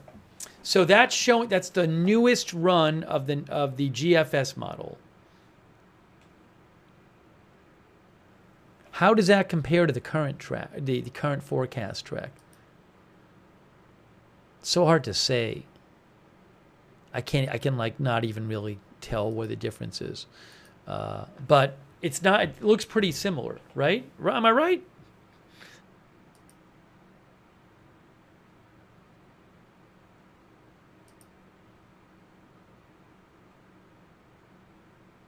kind of near this bend. It's a little to the east, isn't it? Isn't this new track? You see how this right here out of Texas, you have this curve here, and then there's a little bit of an outward bend here, right? And then this track goes, the current National Hurricane Center track goes this way. Isn't the GFS one like around here? MEP Anon says looks slightly east. Look at the GFS one here. Yeah, it's a little closer to that bump, it looks like. MCAT says it looks more to the east. Phil Rooftop says seems to be shifting right every forecast update.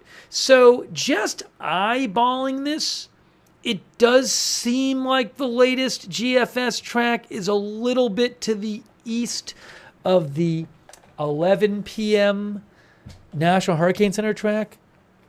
Surges Custom says that's Matagorda Bay. Dennis Britt thinks it's to the east. Also, it seems to be doing like a more north. It seems to be going kind of like due north at landfall. If you look at the track, the current forecast track, it's going more northwest at landfall. So maybe you could say that the GFS has it doing a turn, a stronger turn to the north. AgriJack says the center line is still inside the probability cone. Yeah, it looks like maybe like up here somewhere. So, look, the National Hurricane Center, what they're going to do is they're going to look at a bunch of different models. And if like all these, if a bunch of the models they look at have this, then that increases the odds they'll actually shift their forecast track. So for what, there's other models that will be running over the coming hours. I think all the models will. They do the big track updates are every 6 hours, and the models run every 6 hours. So they'll get updated model runs. But this GFS one you can see looks a little bit to the east of the track that they came out with at 11. Corium says going more east.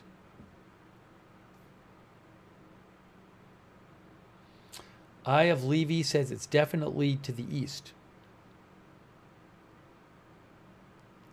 Now, we don't know that this model will be accurate for this track, but that is certainly something to keep in mind. Oh, compared to the last GFS run. Good idea. We can do previous run. Here's the previous run. Oh, I know what I'll do. I got to pause it. Thanks, Roman. That's previous run. Wait. Yes. All right. That was a good tip. Good tip from the viewer. Thank you. Current run, previous run. Current run, previous one. There you go. It definitely shifted. Well, it shifted east from its previous run. Previous run, previous run. Well, for previous run, I'd have to bump it up a little bit. Anyways, I think this is helpful, though. Current run. Let's just get the current run.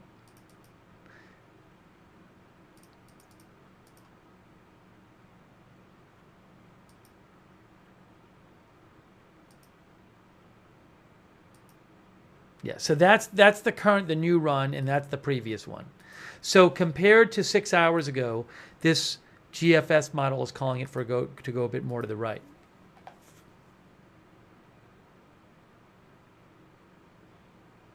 Okay, interesting.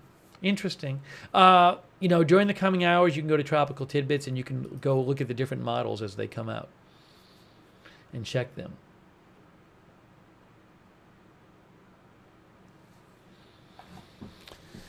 All right. Well, we'll have to see. We'll have to see what happens. What was the last HMON model? The last HMON, that's going to run again soon. That's kind of old now at this point. This one's going to run again soon.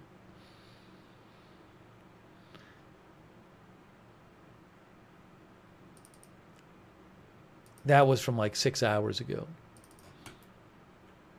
Okay.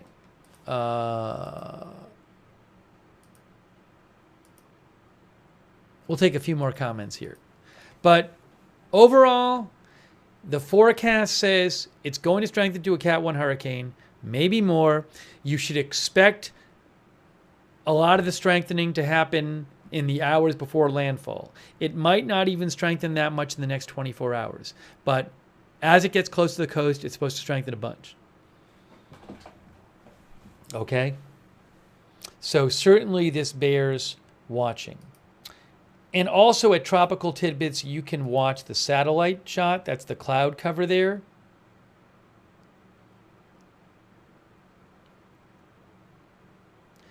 And to check out Radar Omega,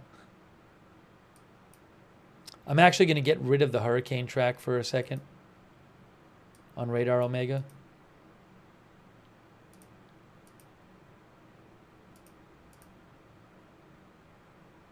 I'll get rid of the cone in the wind field. There is the rainfall. That's not all the rainfall because some of it's too far for the radar, but that's the rain radar right now. Sam Victor says, Radar Omega is an amazing app. Yeah, it's great.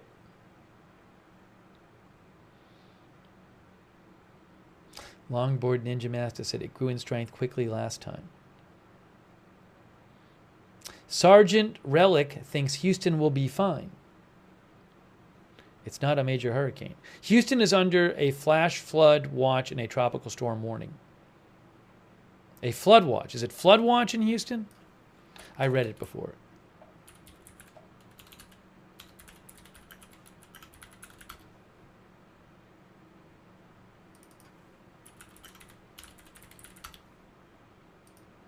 Houston is under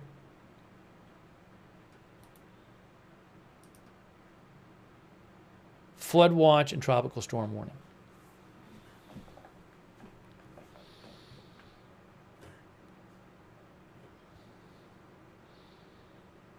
So we'll know more tomorrow. We'll know more tomorrow, but tomorrow is Sunday. It's almost Sunday where I am. Remember, it is looking like it's going to be that's 8 a.m. Eastern time right here. So it's looking like, I don't know, 5, 6 a.m. for landfall or something like that, according to the current prediction. But that could change if the path shifts a bit. That could change. But think landfall Monday morning right now, on the early side. Although that could change.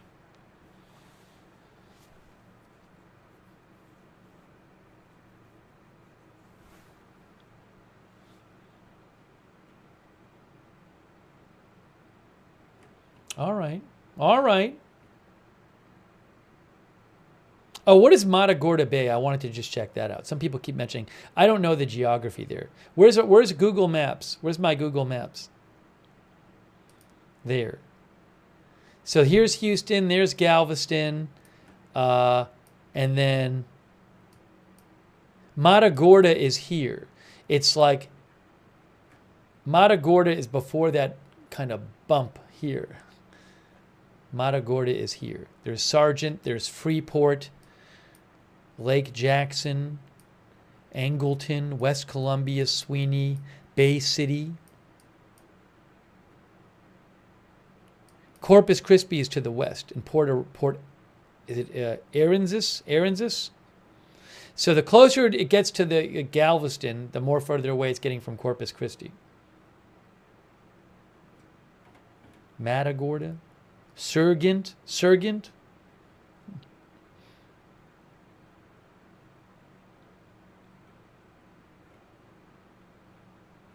Anyways. So what I'm going to do, and by the way, this is interesting. Look what's happening on the satellite now. I think this is was this what they would call convection? Like thunderstorms popping up? Maybe here? I mean, this is like the tropical storm is here. But if it's a hurricane, you'd be seeing the color all the way around the center. Margaret says yes.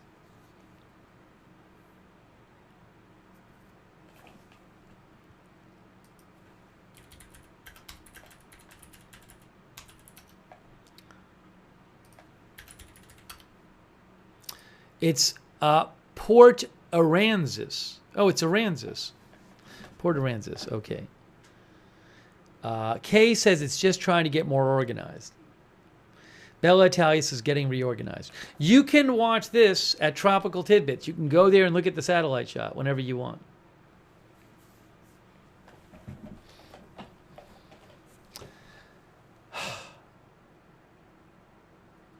All right, guys. Guys, we're getting close. We're getting close to that time. We're getting close to that time. All right. So, Greg says there's a new Canadian model.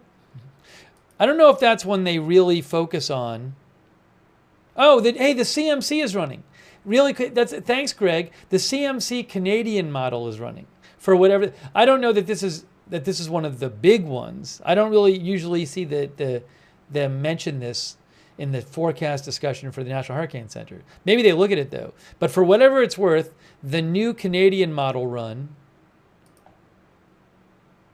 has it making landfall looks like pretty similar to where the forecast track was, at the 11 p.m. forecast track. Compared to its previous run, if I stop it there, previous run, yeah. So it has moved a little bit to the east from its previous run. I don't know if that's just because the hurricane moved or the tropical storm is further east than it was assumed it would be 6 hours ago. I don't know. But anyways, that's the current landfall spot, which looks pretty close to the current official forecast. That's the CMC model. All right.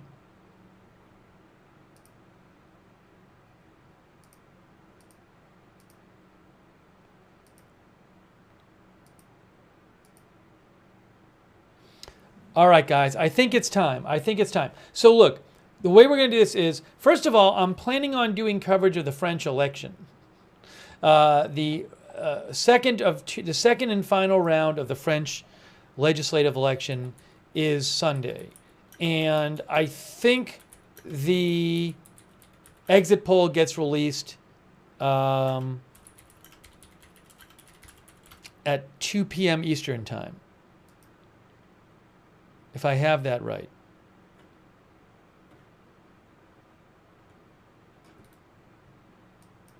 So if I'm right about that, then maybe we'd come on the air before then. The voting closes at 8 p.m. in all of France. That's when all the polls are closed. That's 1800 GMT. And then we get the exit poll. And that's right. It's a 4-hour difference. So I'm guessing we'll come on at noon or 1 or something like that tomorrow Eastern time for the French election. And then we'll cover that. And then maybe we'll do a stream after that about the hurricane, or it's now a tropical storm. Again, the forecast landfall time is Monday morning. And it might even be tomorrow night and it's not a hurricane yet. It's supposed to strengthen a bunch in the hours before landfall.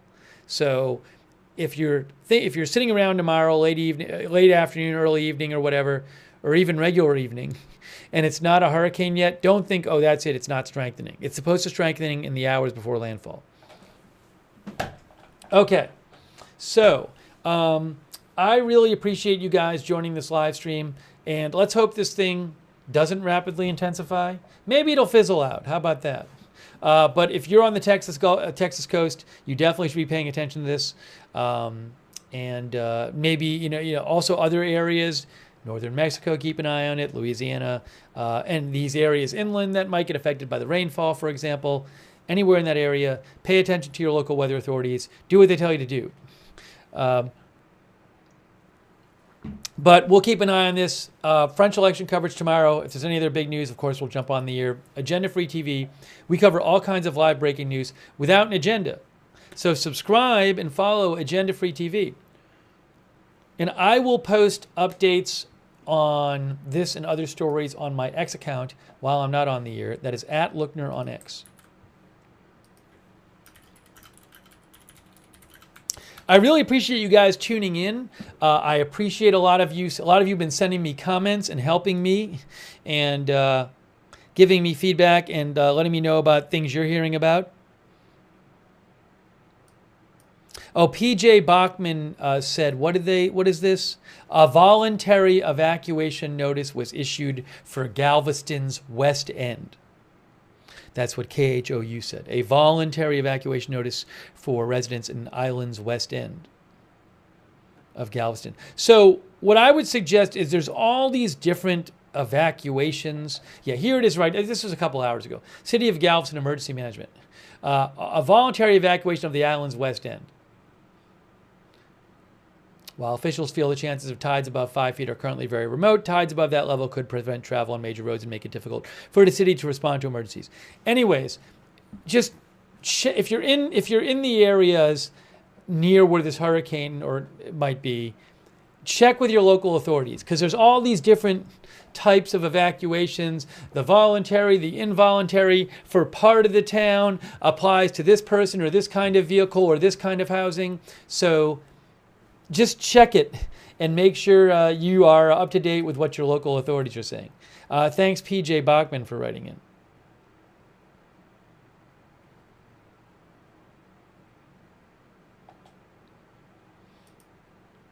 Hold on a second here.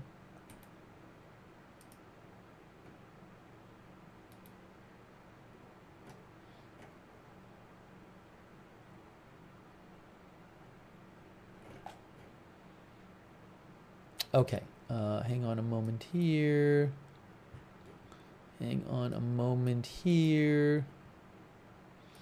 Sarge's Customs says, I'm about 50 miles northwest of Houston. We'll shoot you anything our local news puts out. Thank you, Sarge's Customs. I appreciate that.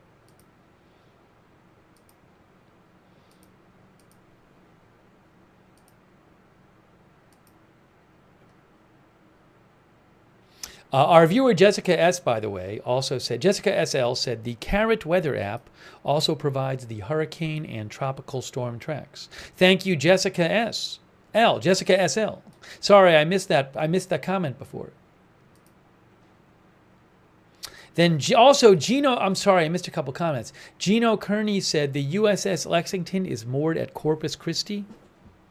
So what I'll say is, oh, I forgot I was going to check marine traffic. Maybe I'll check that really quick, even though people probably left the stream. But yeah, so any kind of, look, this is not coming out of the blue.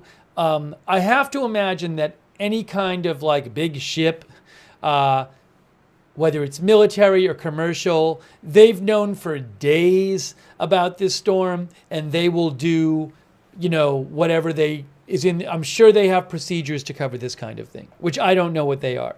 But it's not like this is a big surprise. We were talking days ago about the possibility of this going to Texas. So really quick, I'll just do a quick marine traffic check. Thanks, Gino Kearney, for mentioning that. I appreciate it. Even though I was just about to get off the air, I forgot. Marine traffic is a great site, and they refer to marine traffic as, I gotta write this down.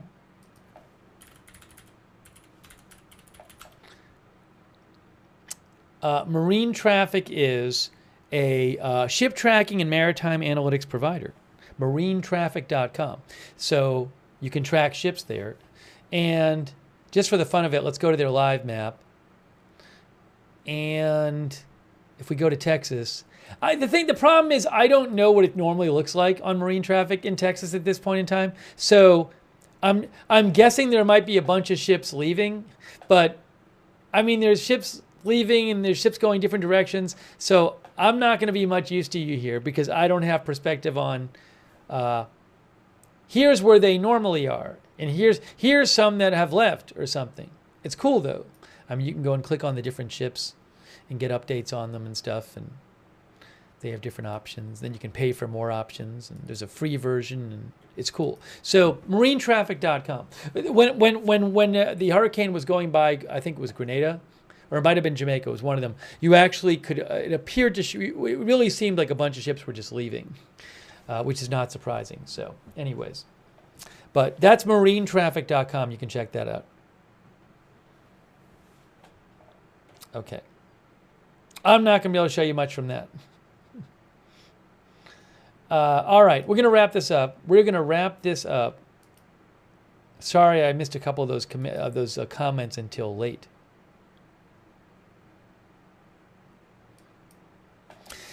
So thank you for writing in. Thank you for joining the broadcast. We'll cover French election tomorrow, and I'm guessing we'll have more coverage of this tomorrow.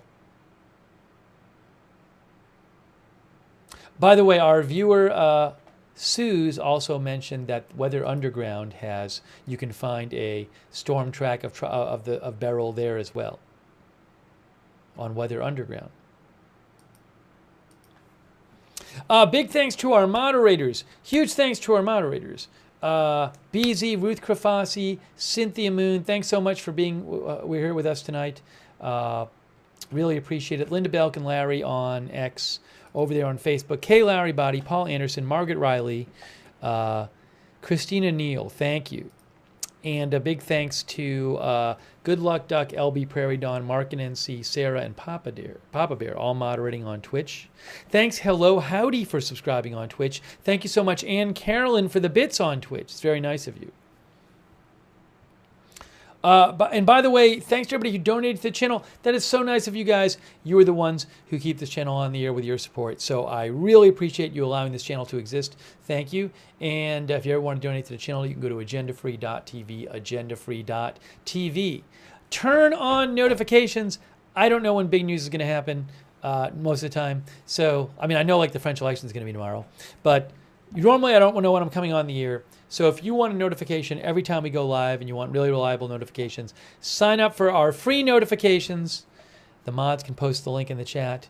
We do it through Discord. You sign up once and you get the notifications every time. You get a notification every time we go live. It works awesome.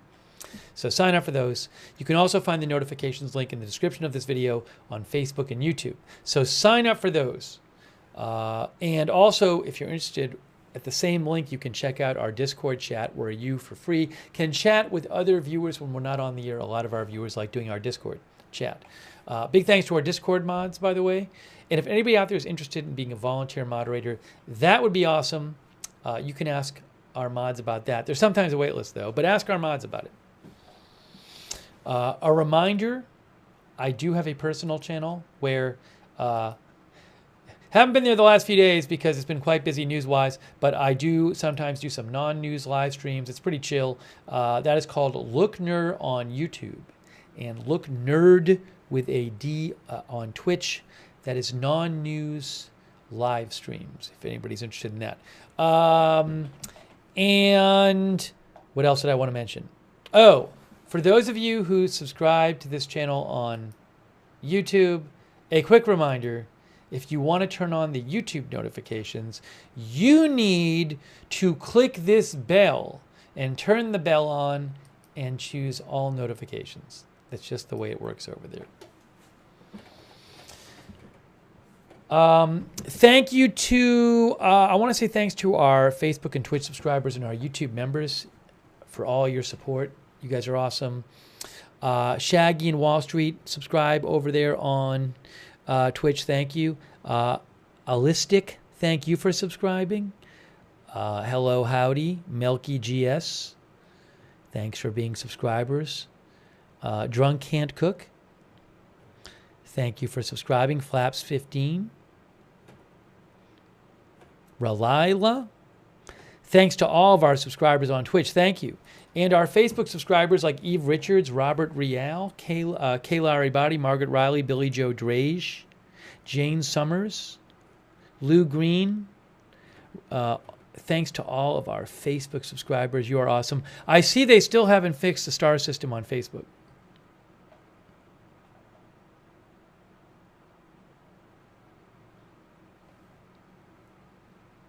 By the way, Matt on Facebook says, if you go back 5 days, the model track has not changed much.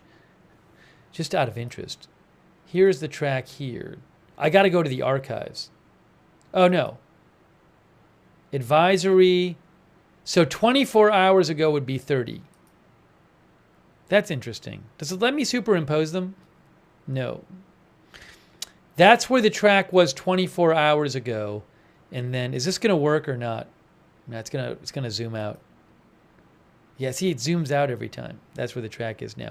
Anyways, the point is, it's interesting. If you go to, you can actually go back into previous advisories here. They have a whole, on the National Hurricane Center site, they have a whole archive there. You can get the previous advisories and previous discussions and all this stuff.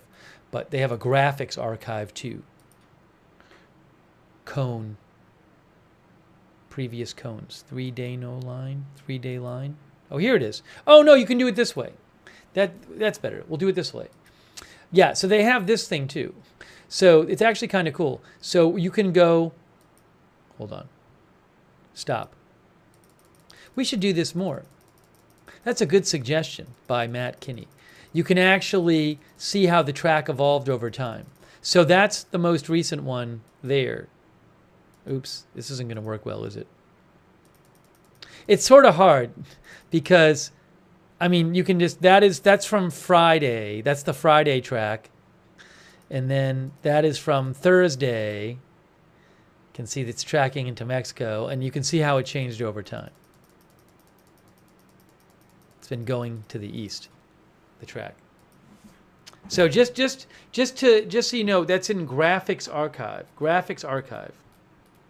I forget how I got it. You go look for Graphics Archive and you can find it. But it's a neat feature. Thanks, Matt. Thanks, Matt, for reminding me. I'd forgotten about that. All right. Hey, and thanks to all of our... Gina Tucker says, will the warm water intensify the storm? The warm water is one of the factors that helps it intensify and grow. But that's already baked into the forecast. The temperature of the water isn't expected to unexpectedly change. So if the forecast changes, it won't be because the water temperature changed. That's supposed to be the same. It's baked into the forecast already. But yes, the hurricane feeds off of the warm water in the Gulf. Thank you, Gina Tucker, for the question. Hey, let me also thank our YouTube members. Thanks to all of our Facebook subscribers, too. Our YouTube members like Marty Hagwood, Cheryl Simpson, Brian Beelman, Jimmy ZNJ, Athletics over there on the West Coast. Thanks, Athletics. LGTV, Amy.